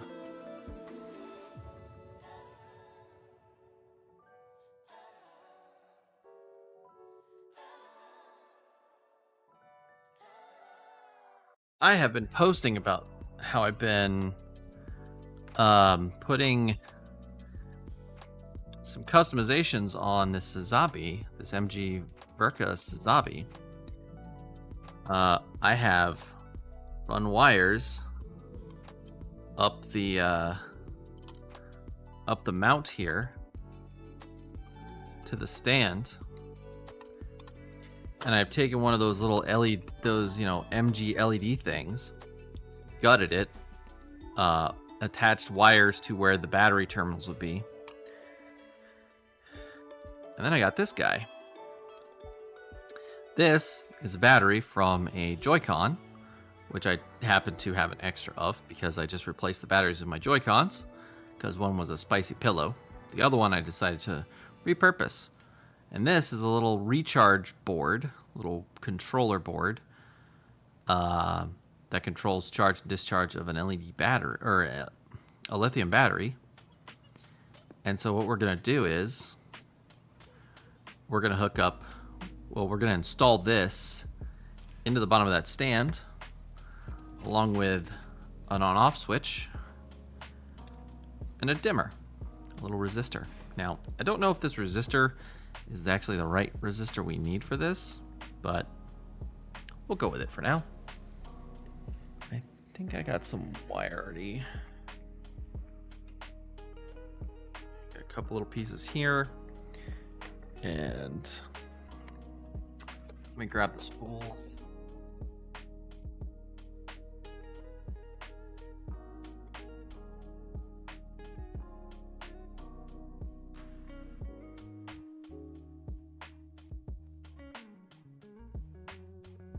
All right. Funny thing about the Beam Saber handle replica is the manufacturer used the swinging lightsaber effects.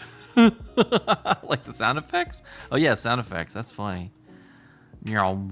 Zap crackle. Yeah, USB-C little battery charger controller. At least the activation sounds similar to Gundam Beam Saber activation. Well, that's good. At least they got that part right. So I think the first thing we need to do is figure out where we want the switch to be. I was thinking on the side, like have it stick out the side, and also maybe have the charger stick out the side, but I can't decide if I want it to stick out here or if I want it to stick out somewhere else. I'm thinking maybe put it here, and then we could have the USB-C charger over here, maybe. So like have the battery like here, the charging port here, and then the on-off switch like there. Maybe? I'm thinking that's what I should do. That's what I'm thinking. That's what I'm thinking, chat. I'm thinking that'll do nicely. Yeah. Gotta glue this stand together though, because this stand coming undone all the time is really a hamper. Really hampering what I'm trying to do here. So I'm gonna get some super glue and glue this together. Or actually, we don't even need to do that just yet. Just take that off entirely. Set that off to the side, and then we can just work on this part.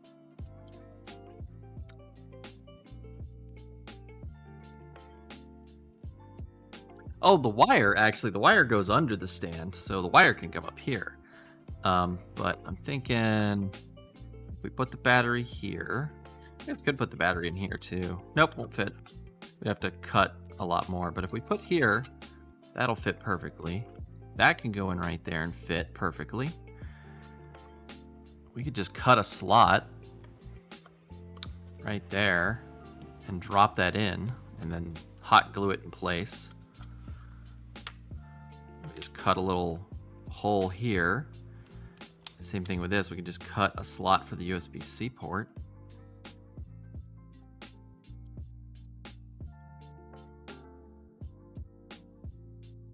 Yeah, I like this plan. All right, I'm gonna cut this away. Let me get those wires down in there.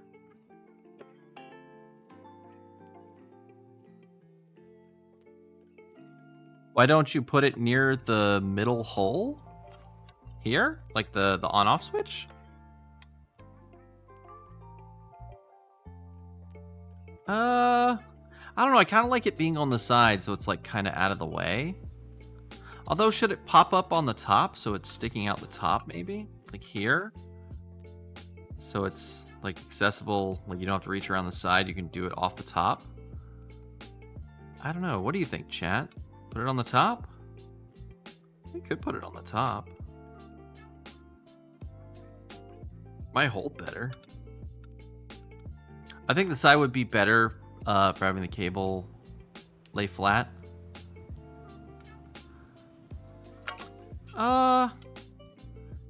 Yeah, okay. No, I'm picking up what you're putting down. I might be able to get away with doing like something like this.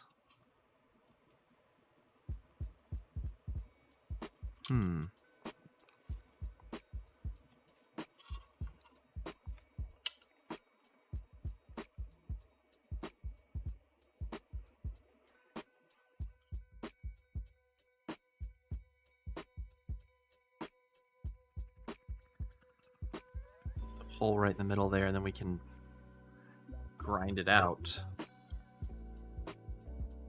Our files.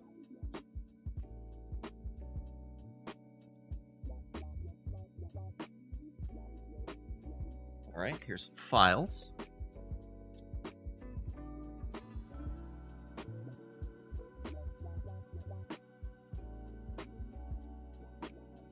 Where's my little hobby drill?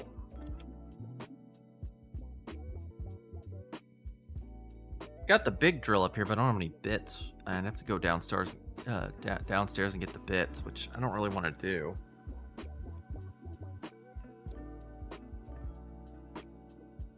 Where did I put that little hobby drill? Hold on a sec, chat.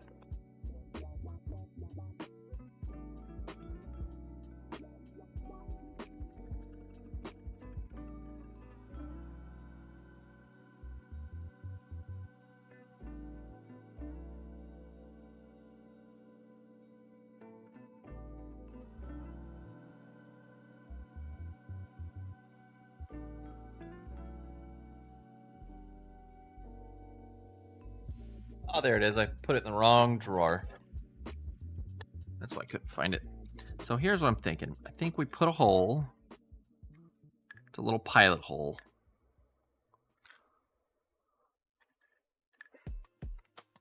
Where we want to start the hole for the switch.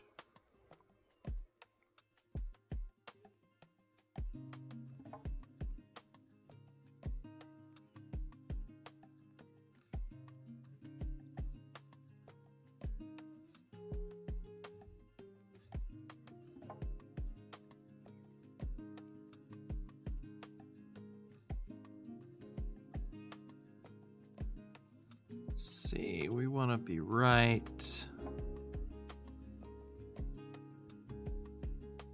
there, I think.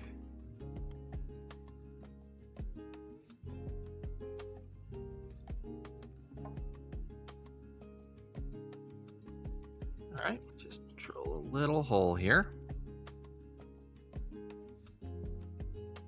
We should be able to take this square file.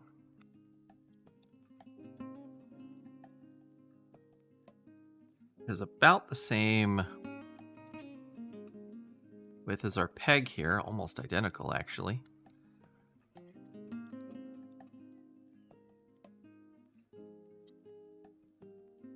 Really need to clean up my workspace.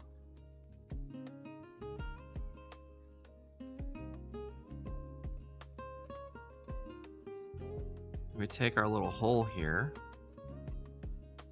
make it bigger.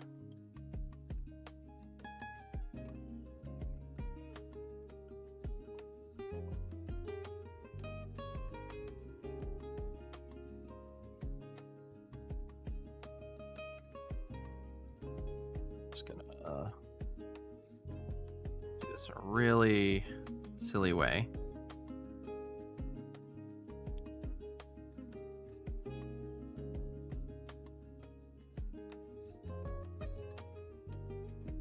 Oh no, we got a break coming up. All right, so a little hole started.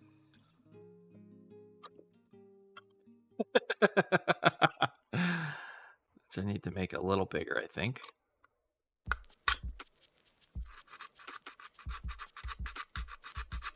Ah, there we go.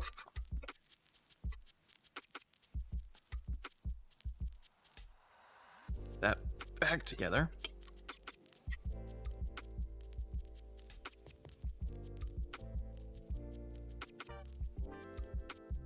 Just making a little square hole here.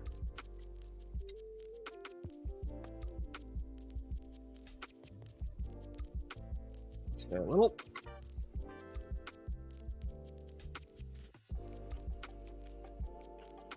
There we go. That's not too bad. That's not perfect, but it's not bad. Let's clean it up a little. With our square file here. I think it's also not quite white enough.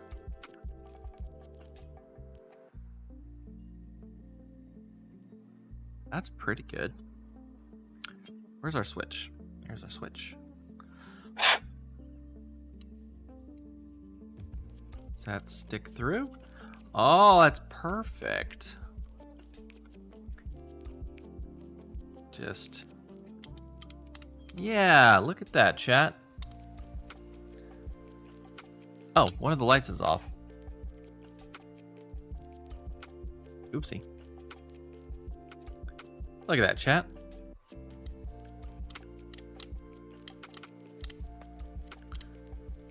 That looks downright professional.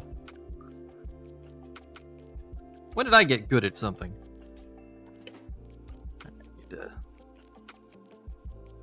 Probably gonna need these guys. Hold things in place while we solder. Alright, so I believe our... so... I think we need to connect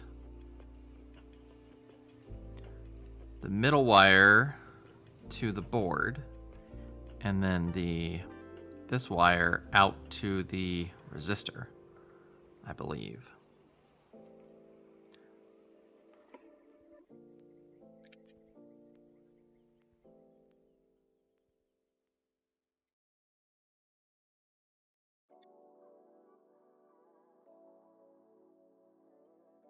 Let's get you out of the way so you don't get melted by accident.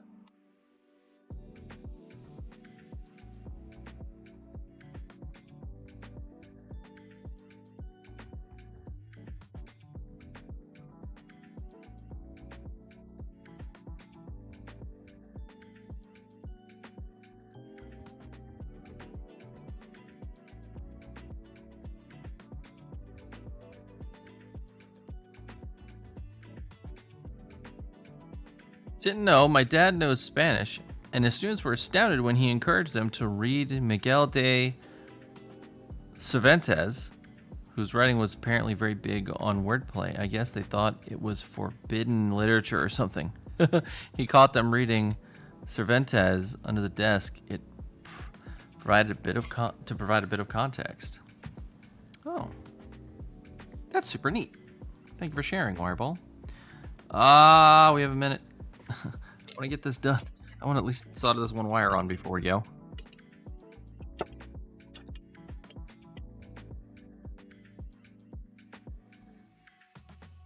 Oh, I don't think I'm going to be able to do this. Just balancing too much.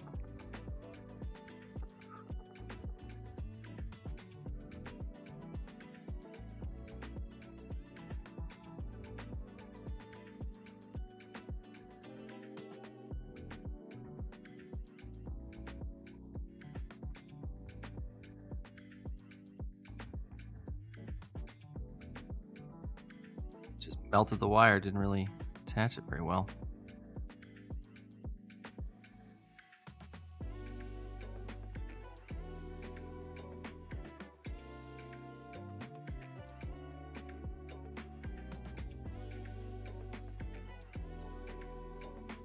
All right, there we go.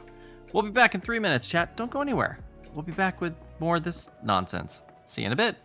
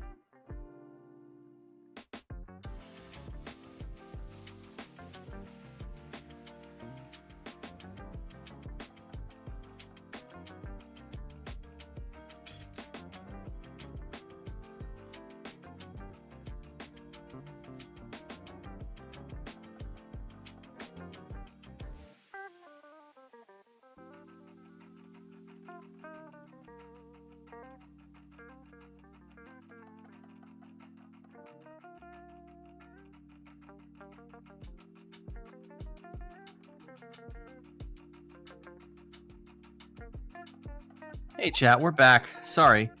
I ended up making a big mess. My this guy, the bottom fell out, and so all the dirt and grime and crap that I had previously cleaned off of my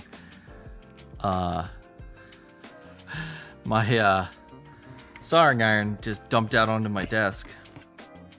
Which that wasn't very fun.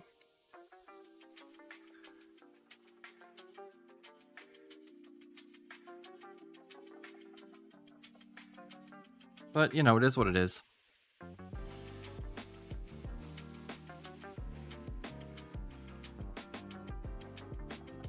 I need you here in a second. Alright, so we got one soldered on. Get another piece of red wire. And a soap.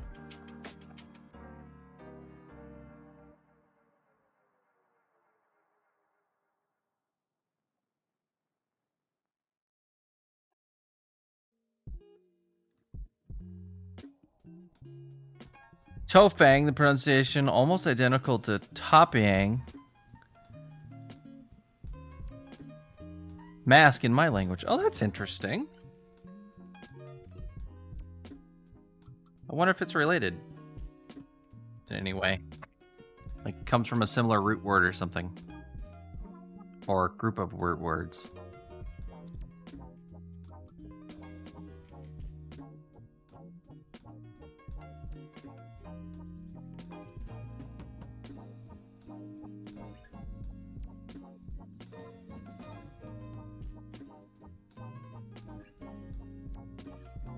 I find word meanings to be very interesting. It's like, it's really wild how different languages will end up with similar sounding words, even if the languages aren't anything even related to each other, just due to like trade or, you know, travel, migration.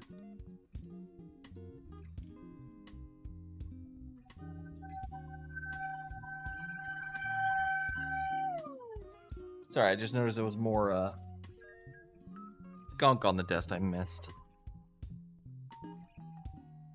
Yeah, more grungy solder stuff. It still didn't get it up very well. You can still see particulate of it all over the desk here. Let's see. Let's get this next wire ready to go.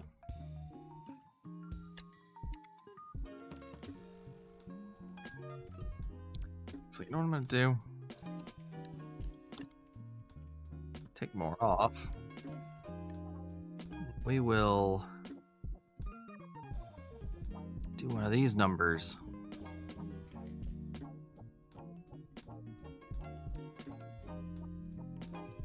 Cut off the excess when we're done. Where is my goop? Ah, my goop.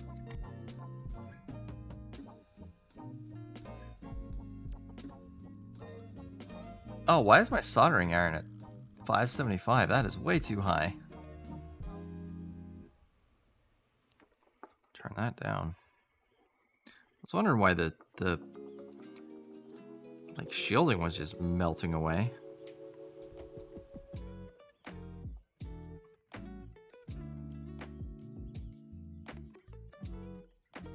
All right, there we go.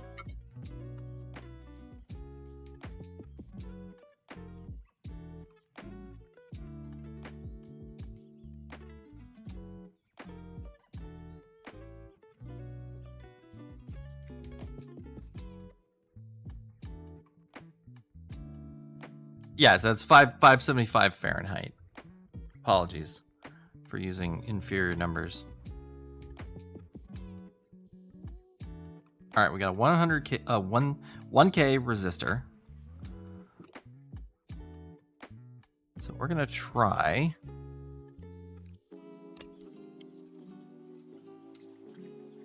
attaching this guy to this guy.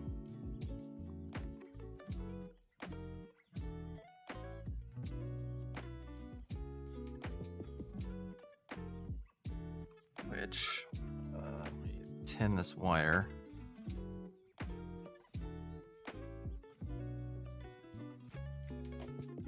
tin this guy up too.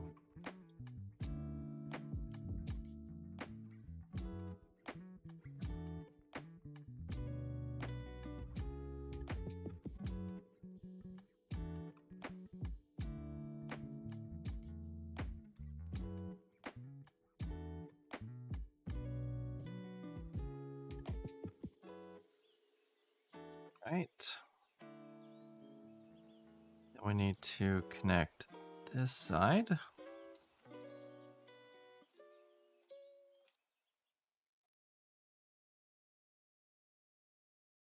to our other wire.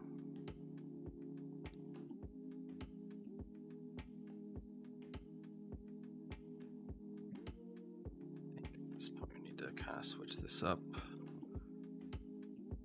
Go ahead and tin this first.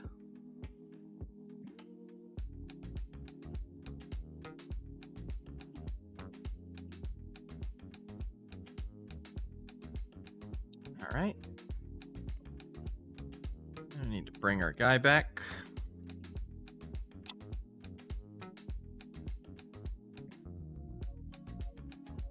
Tin this wire.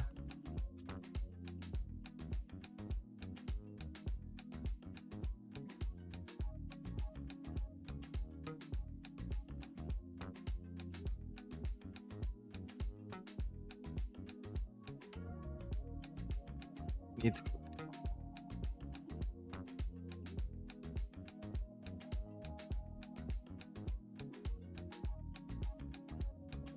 Oh. Should be able to connect these two.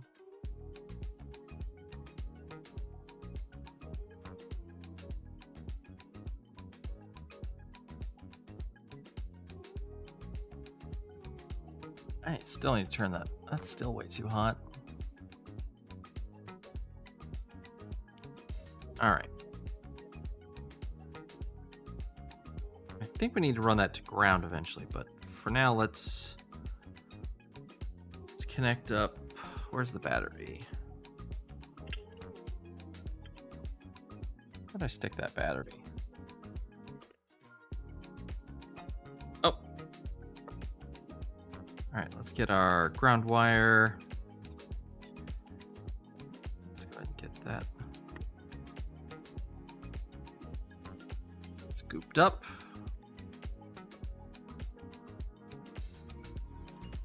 And we'll just get a little, let's go ahead and put solder on that. Go ahead and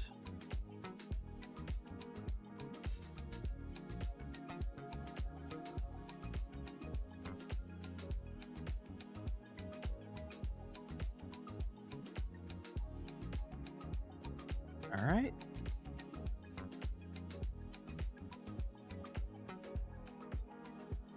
So we do the same thing over here.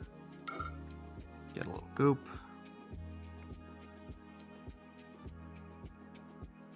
Get some solder in the hole.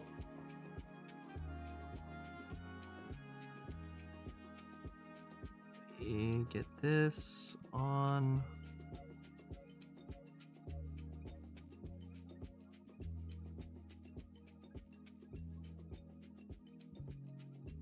All right. There we go. Tip off. Should probably put a little tinning on that.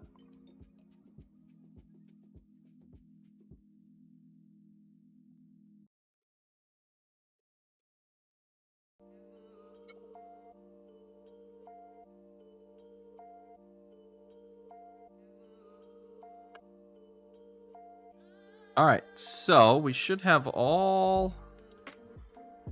everything connected. So this should be medium brightness. So let's see what happens when I go click.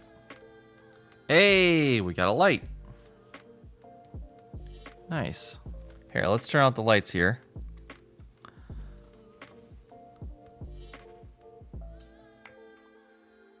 After you said solder in the hole, my brain had a silly thought of you diving for cover.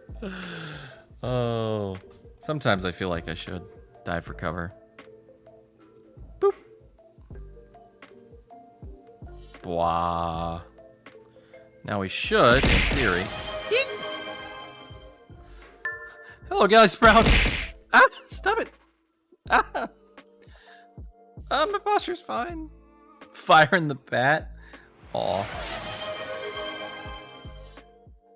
Now, I don't know. Can y'all still see? Now the redeems are on the screen.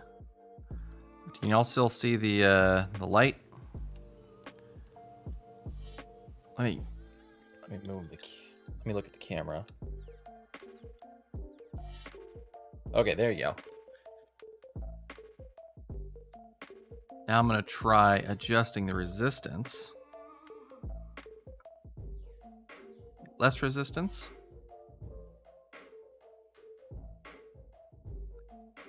More resistance.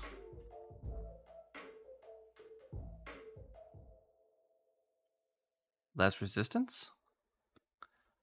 More resistance.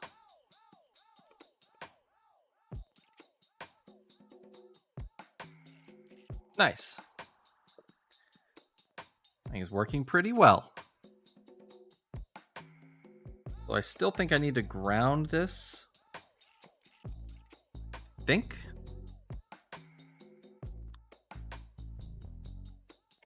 Make sure none of the components are getting hot.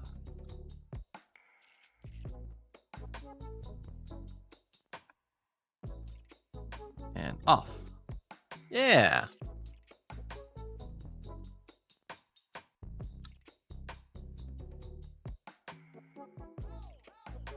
I see something in the moderately dim. Do you have to worry about overrunning the safe voltage? I sometimes wire a very small fixed value resistor in series, so I can't fall below a certain minimum resistance when using those potentiometers. I've never thought about that. Is that a concern?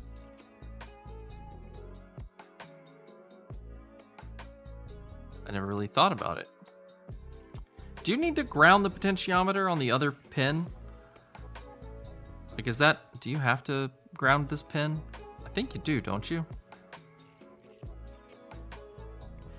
At that voltage, you might not have a problem. Might have been using higher voltage supplies. Yeah, this is 3.7 volts. It's pretty low.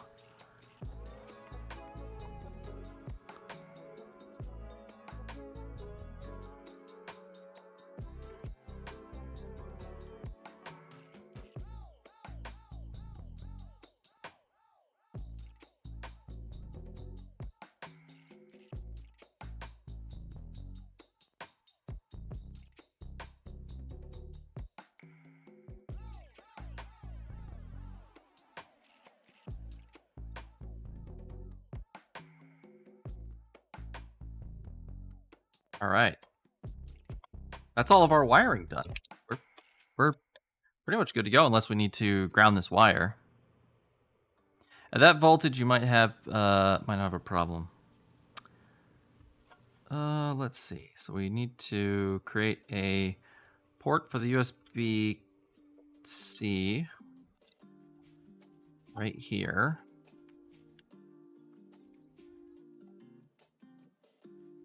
So let's do that.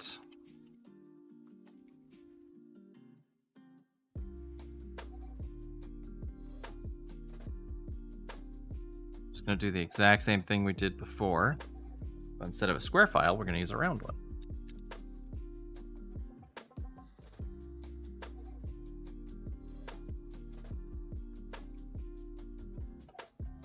If you're just using it for resistance on voltage delivery circuit, you don't have to ground it. Grounding it just gives you more options for resistance values. How so? In what way? Teach us, O wireball. O sage of electrical knowledge.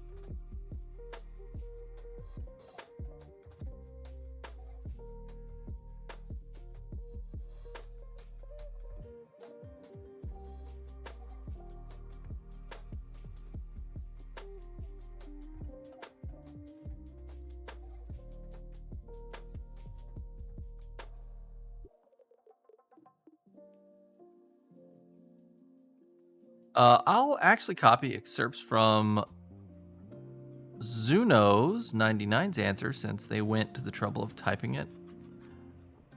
Okay.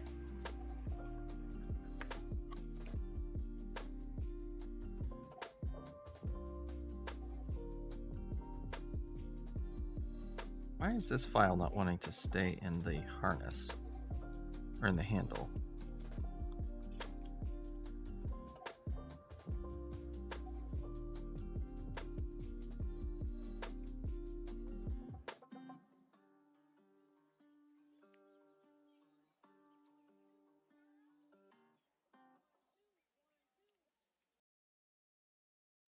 Pod is a simple resistor with a twist. The schematic symbol for is literally accurate. A resistor with the useful two ends, let's call them A and C, and a third connector, pin made somewhere across the middle of the resistor.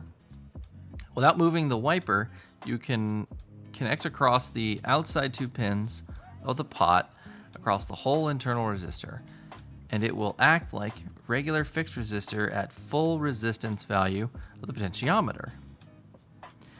You can also connect across A and B, or B and C, and until the wiper moves, both connections will act like fixed resistors, each with values somewhere between the minimum and maximum resistance of the potentiometer, and summing the total resistance of the pot.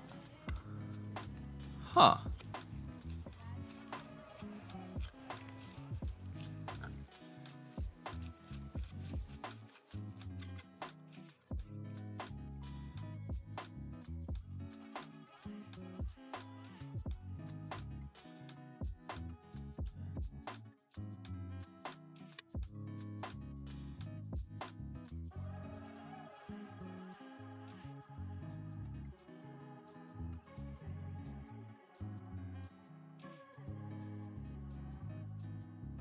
I'm gonna do so much vacuuming when this is done.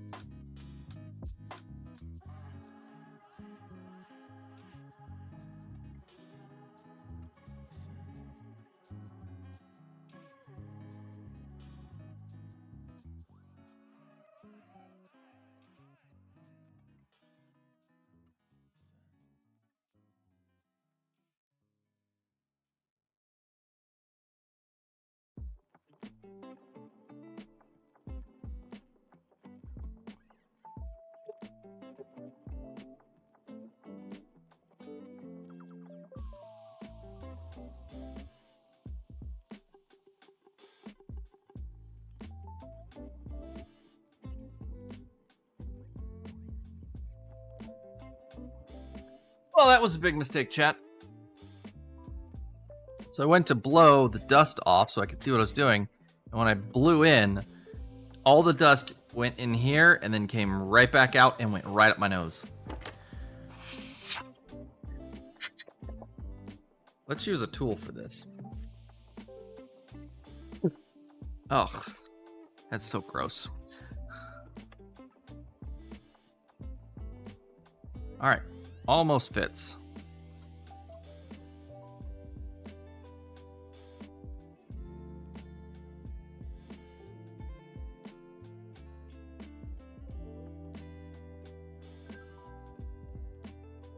Hey guys, I need that square file again.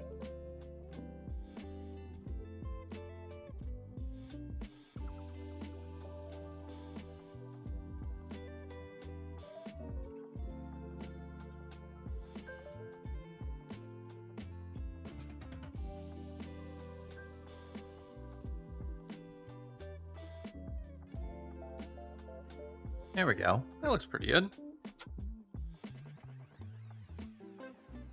What do you think, chat? Think that'll work?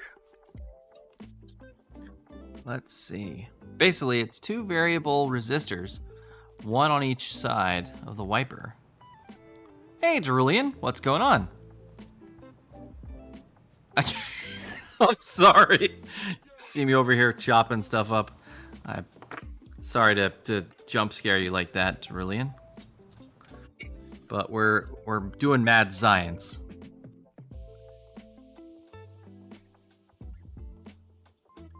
Oh, that's very close. Might be able to just clean this junk up off the inside. That might fit now.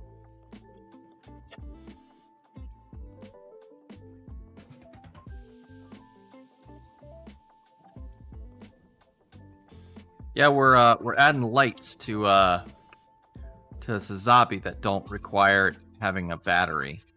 A little like L42 batteries or LR40, the LR41s or LR42s. But anyways, these little suckers.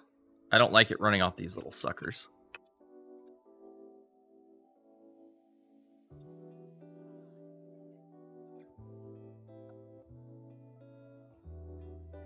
Ah, ha, ha, ha.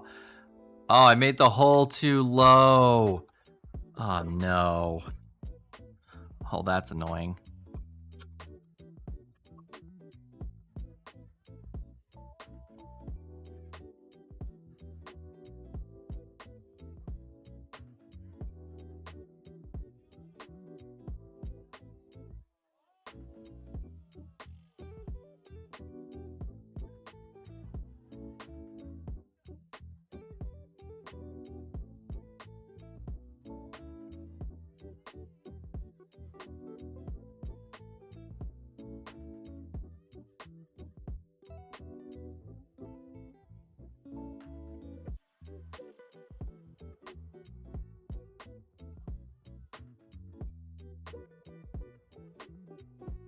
Does that fit now?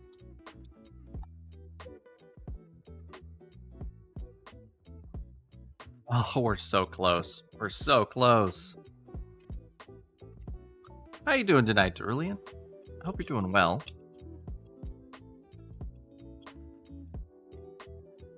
You're actually just in time for us to almost be done with the stream. I was telling chat I was up all night last night doing work stuff. I still want to do some other things. Might get pushed back to tomorrow. That hole is way too big for the USB-C port. But, I mean, it is what it is. I made it just a little too low.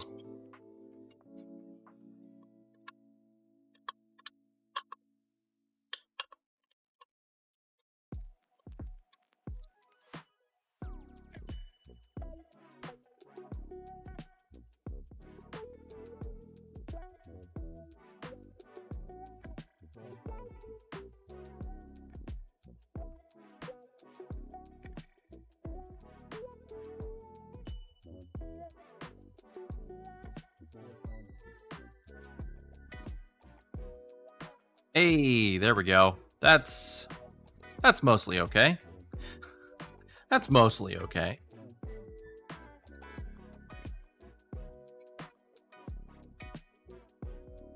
And if we're gonna have the wires coming out over here, we're gonna need to figure out how this is gonna attach.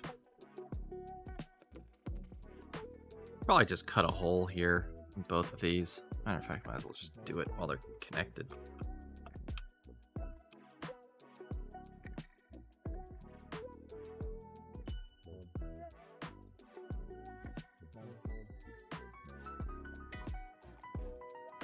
Yeah, good enough.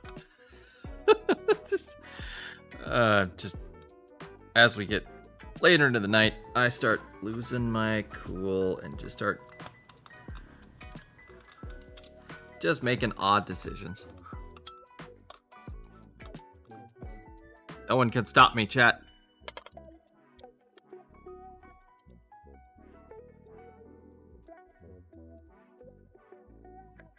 It's just an action stand. They're pretty easily replaced too if I totally bugger it up.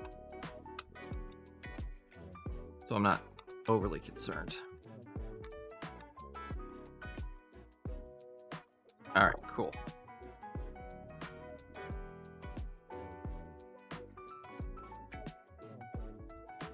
All right, get that super glue.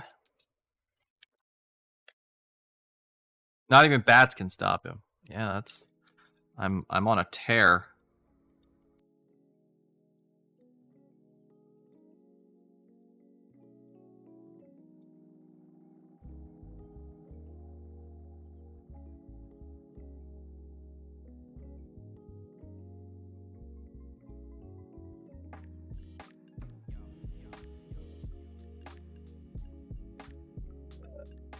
Got my accelerator spray.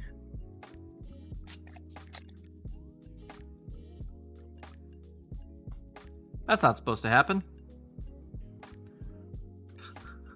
The accelerator spray, like, cap broke. Oh, the nozzle like shot off. That's fun. Glad that happened. That's what we need. Bunch of accelerator fluid everywhere. I'm sure that's healthy. We're gonna do the same thing with this middle bit. We're just gonna glue it in place. Where's the cap?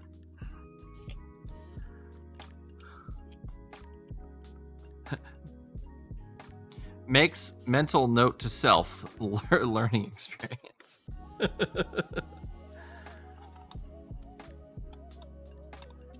All right. All right, that should be good for that. Now we just need to glue all the bits in, and we're done.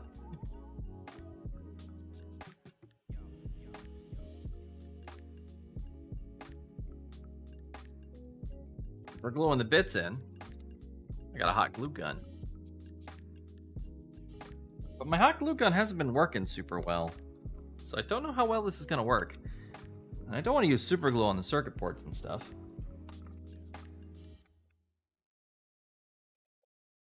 I'm probably just going to tape the battery down because I don't want to introduce heat to the battery. Putting like hot glue level of heat onto a lithium battery is probably not great. Probably not the worst thing in the world, but probably not super good either.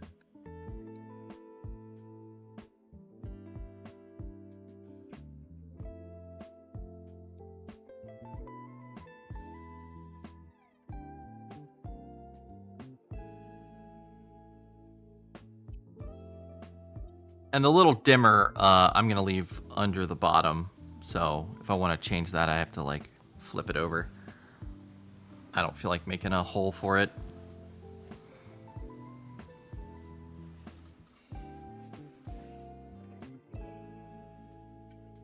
And let's see, where's our scissors? There's our scissors. And some tape.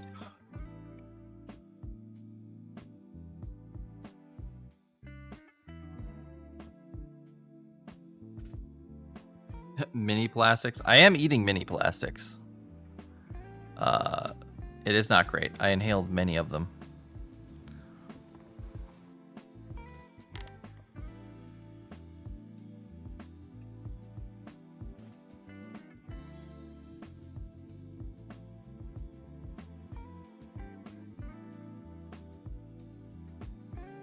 I hate waiting for this hot glue gun to heat up. I just bought this hot glue gun not too long ago, and it's already kind of crapping out. Oh yeah, Galley Sprout. I'm absolutely snorting plastic in here. It's not been great.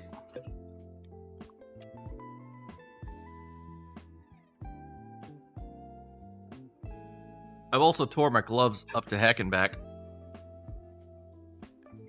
I don't want to go put on a new pair of gloves for just a couple minutes.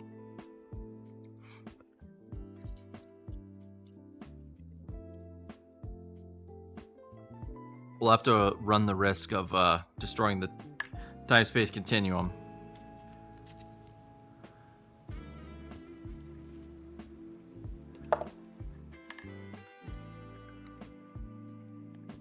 Yeah, the time space continuum will be fine.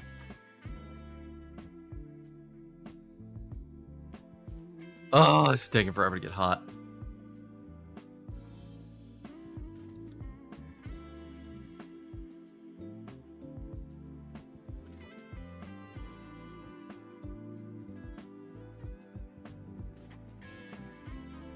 Yeah, we're gonna put our switch here, glue it in, our charging board here, glue it in, and we'll tape the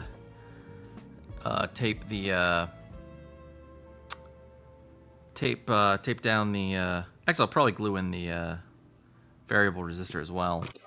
But we'll tape down the wiring, the excess wires, so they don't go wibbly wobbling all over the place. Then I'm probably gonna go end stream and relax, watch either another streamer or some YouTube, and hopefully get some sleep tonight. So not only did I have to work like overnight last night, but I also have to get up super early tomorrow. Yay. The idea of someone time traveling to sit down and make Gunpla is very funny to me. That's what we're here, baby. Making Gunpla. Actually, the Gunpla is just my side hobby. It has nothing to do with my mission here. The Gunpla is just for my own fun.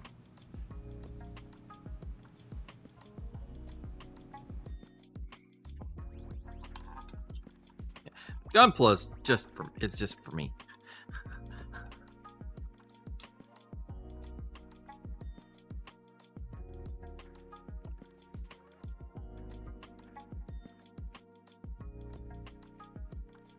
Yeah, my body doesn't handle getting up super early well either, it turns out.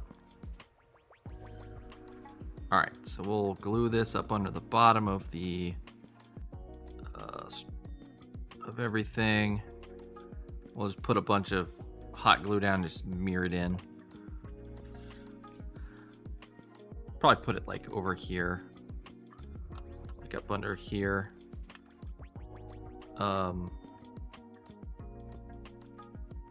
Yeah, well, the charger here, switch here, battery here, variable resistor there.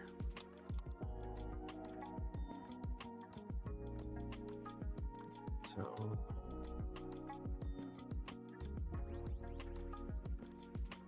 like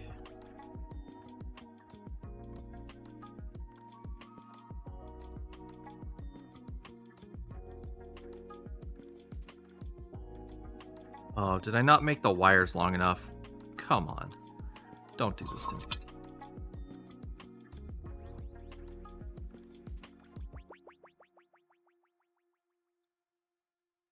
Alright.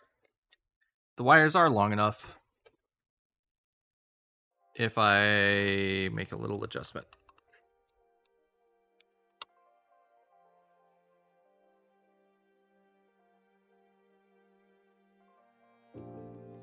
Problem solved, chat. Problem solved. Oh, do we have hot glue yet?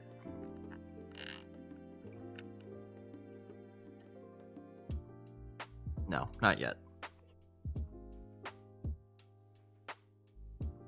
So let's see. Let's go ahead and just pull that off because I don't really lay everything flat for this. So battery here, charging board here, switch on position,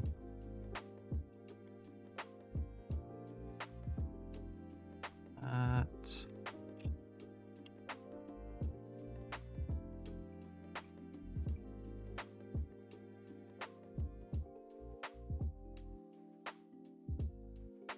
or like that. Oh no, is it really not long enough? Oh, actually. No, it's long enough if I do that. Oh, wait, is it? Hold on.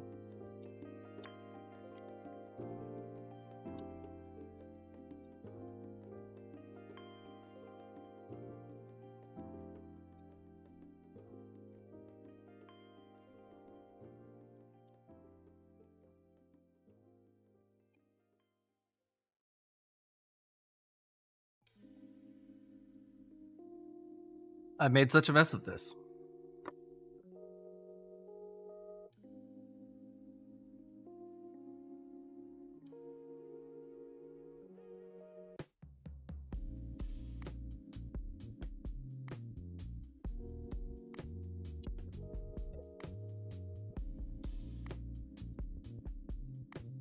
There we go. Now nothing will stand in our way. Eliminating obstacles. My body has never liked getting up early. Yeah, I can't get up early either. But I mean, I'm gonna have to. I don't really have a choice. Woke up at 6 p.m. today, though.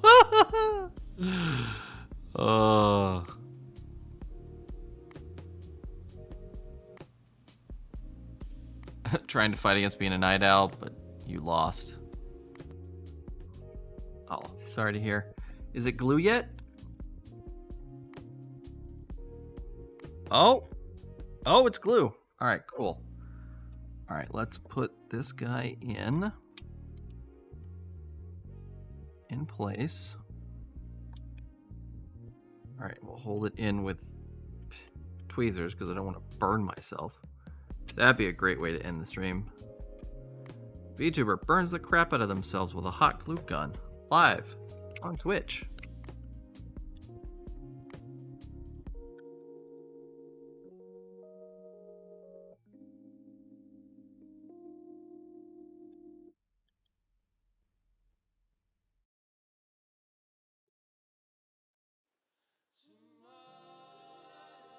I still might, though. I'm not saying I won't.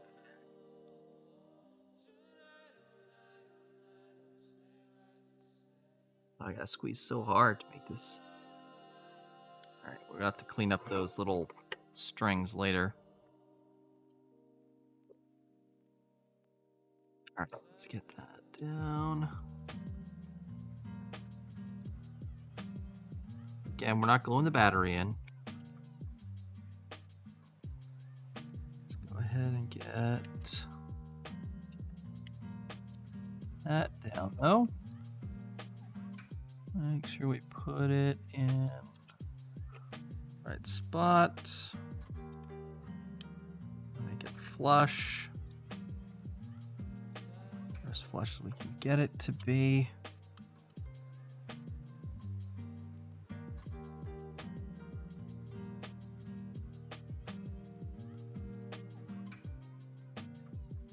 Still not too late to burn myself. Still not too late.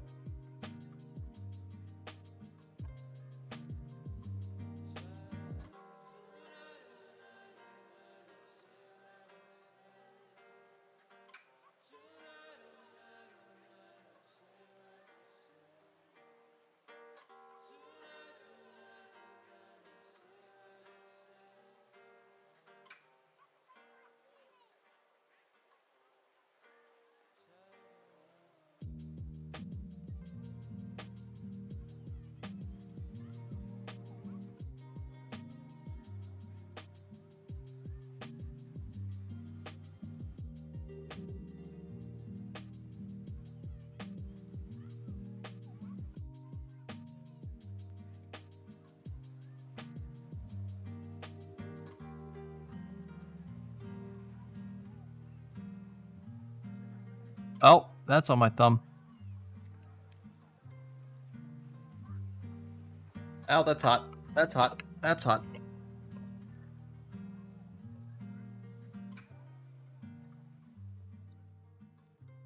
Ow.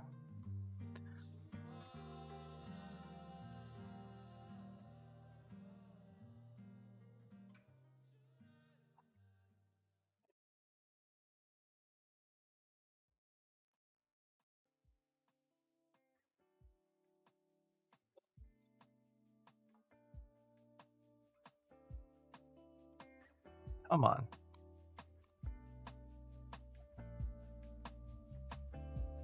Oh no, the switch moved. Crap. Ugh. I thought it was dry. I thought I had it hardened. I hate working with hot glue.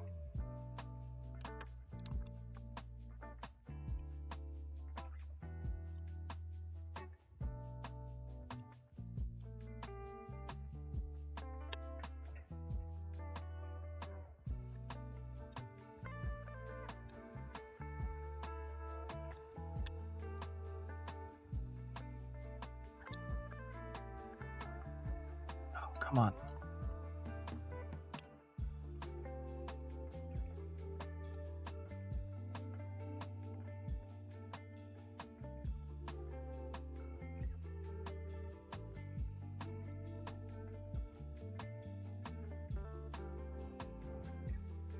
All right, I think that's about as good as that is gonna get, but we're gonna have to redo this one.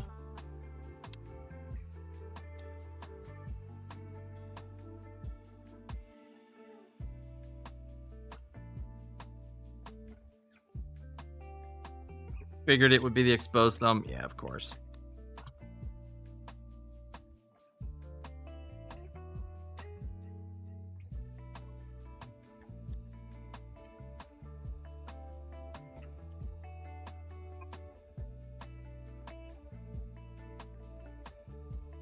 All right, let's try this again.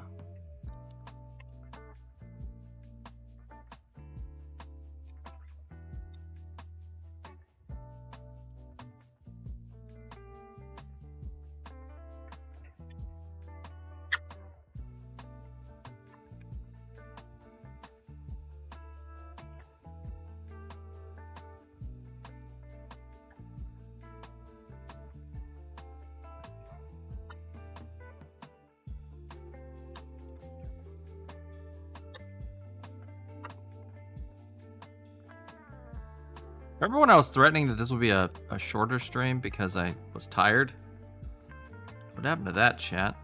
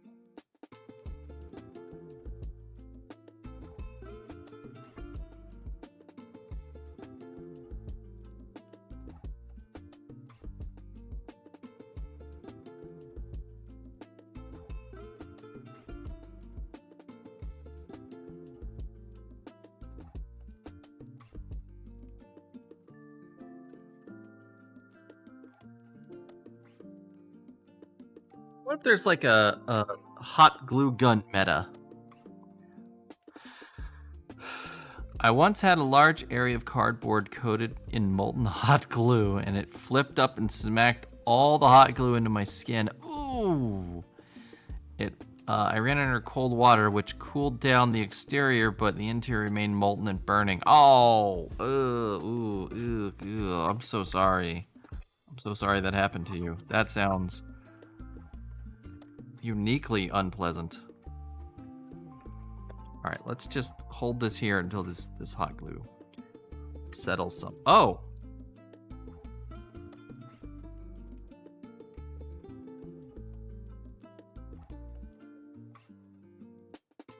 Big brain move.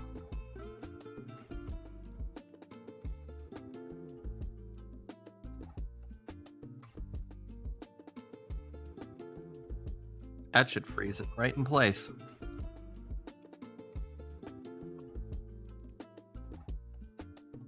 Oh yeah, that's cold. That's really cold. I don't know why I didn't think of that sooner, chat. That was the first and last time I've gotten a burn that not only got the upper, but also the middle layers of... Oh, 2nd degree. Ooh.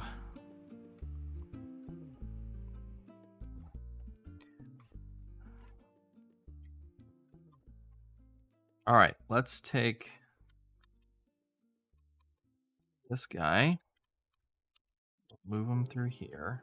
Take this guy, rotate him around, and we're just gonna drop a bunch of hot glue right in the middle here. And then we're just gonna squish it down on top of the hot glue.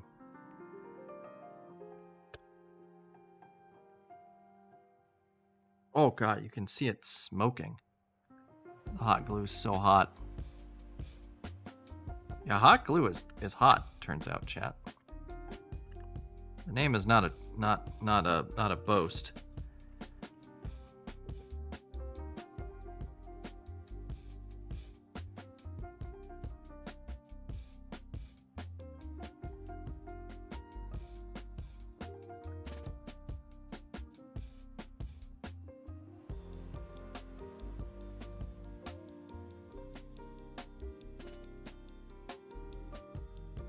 All right, now we can put in the battery. And we mostly just want to glue, not glue that, we want to tape that in place. It's kind of an awkward place to tape. Do I have any of that double-sided tape hanging around? I need to buy some better double-sided tape, chat.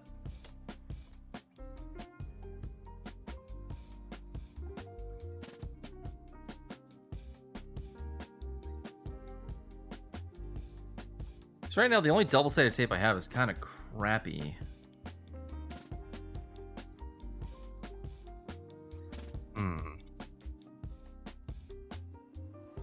Oh, my glove's just shredding now. Maybe if I do it across here?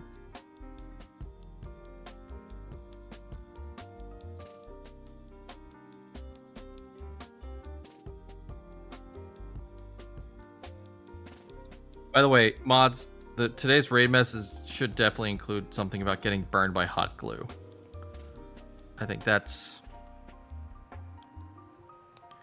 very on brand today.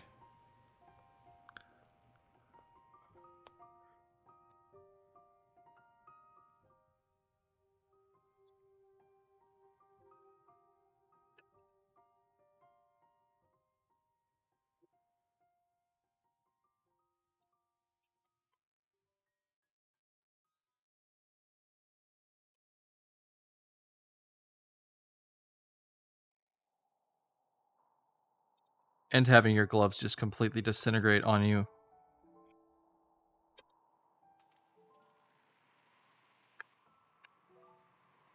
Let's...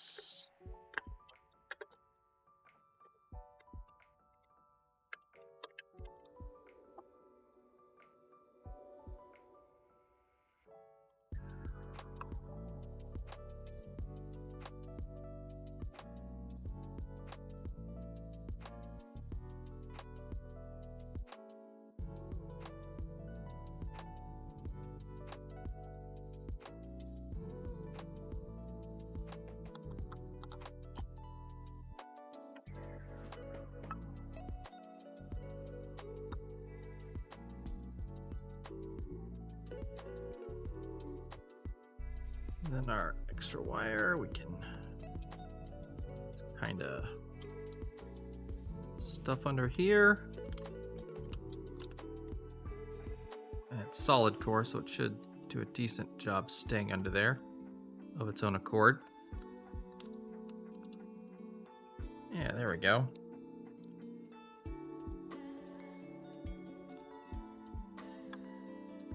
Yeah. Now we're ready to set up Sazabi as the display. I don't know if you guys can see the light on there.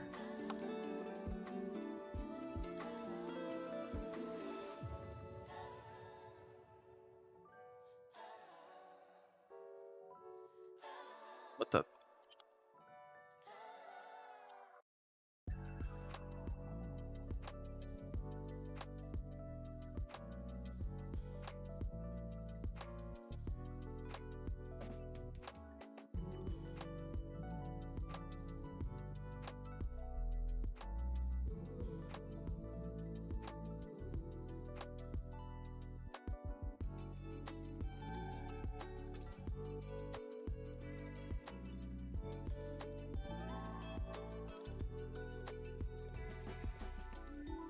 I think I glued the switch shut, chat. I think I hot glued the switch shut. Or, well, open. I think it's glued, like, to the wall or something. I can't get it to move. Alright, well, I'll troubleshoot that on my own time. Let's me get y'all out of here before I lose my mind. Let me unplug this hot glue gun before it burns my house down.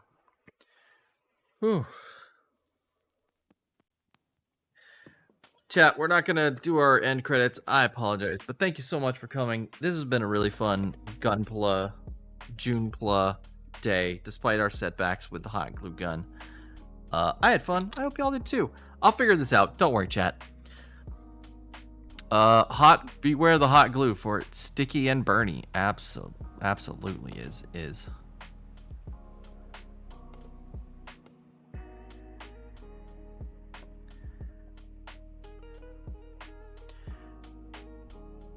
Yeah, super. Oh, yeah, thank you for the reminder. Thank you so much for the raid, Jinxie.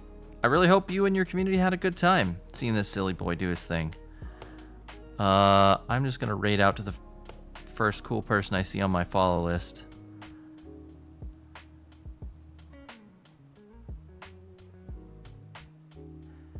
It's Rocket. We're just doing Rocket again. It's all Rocket all month. Who cares? Rocket will enjoy our little raid.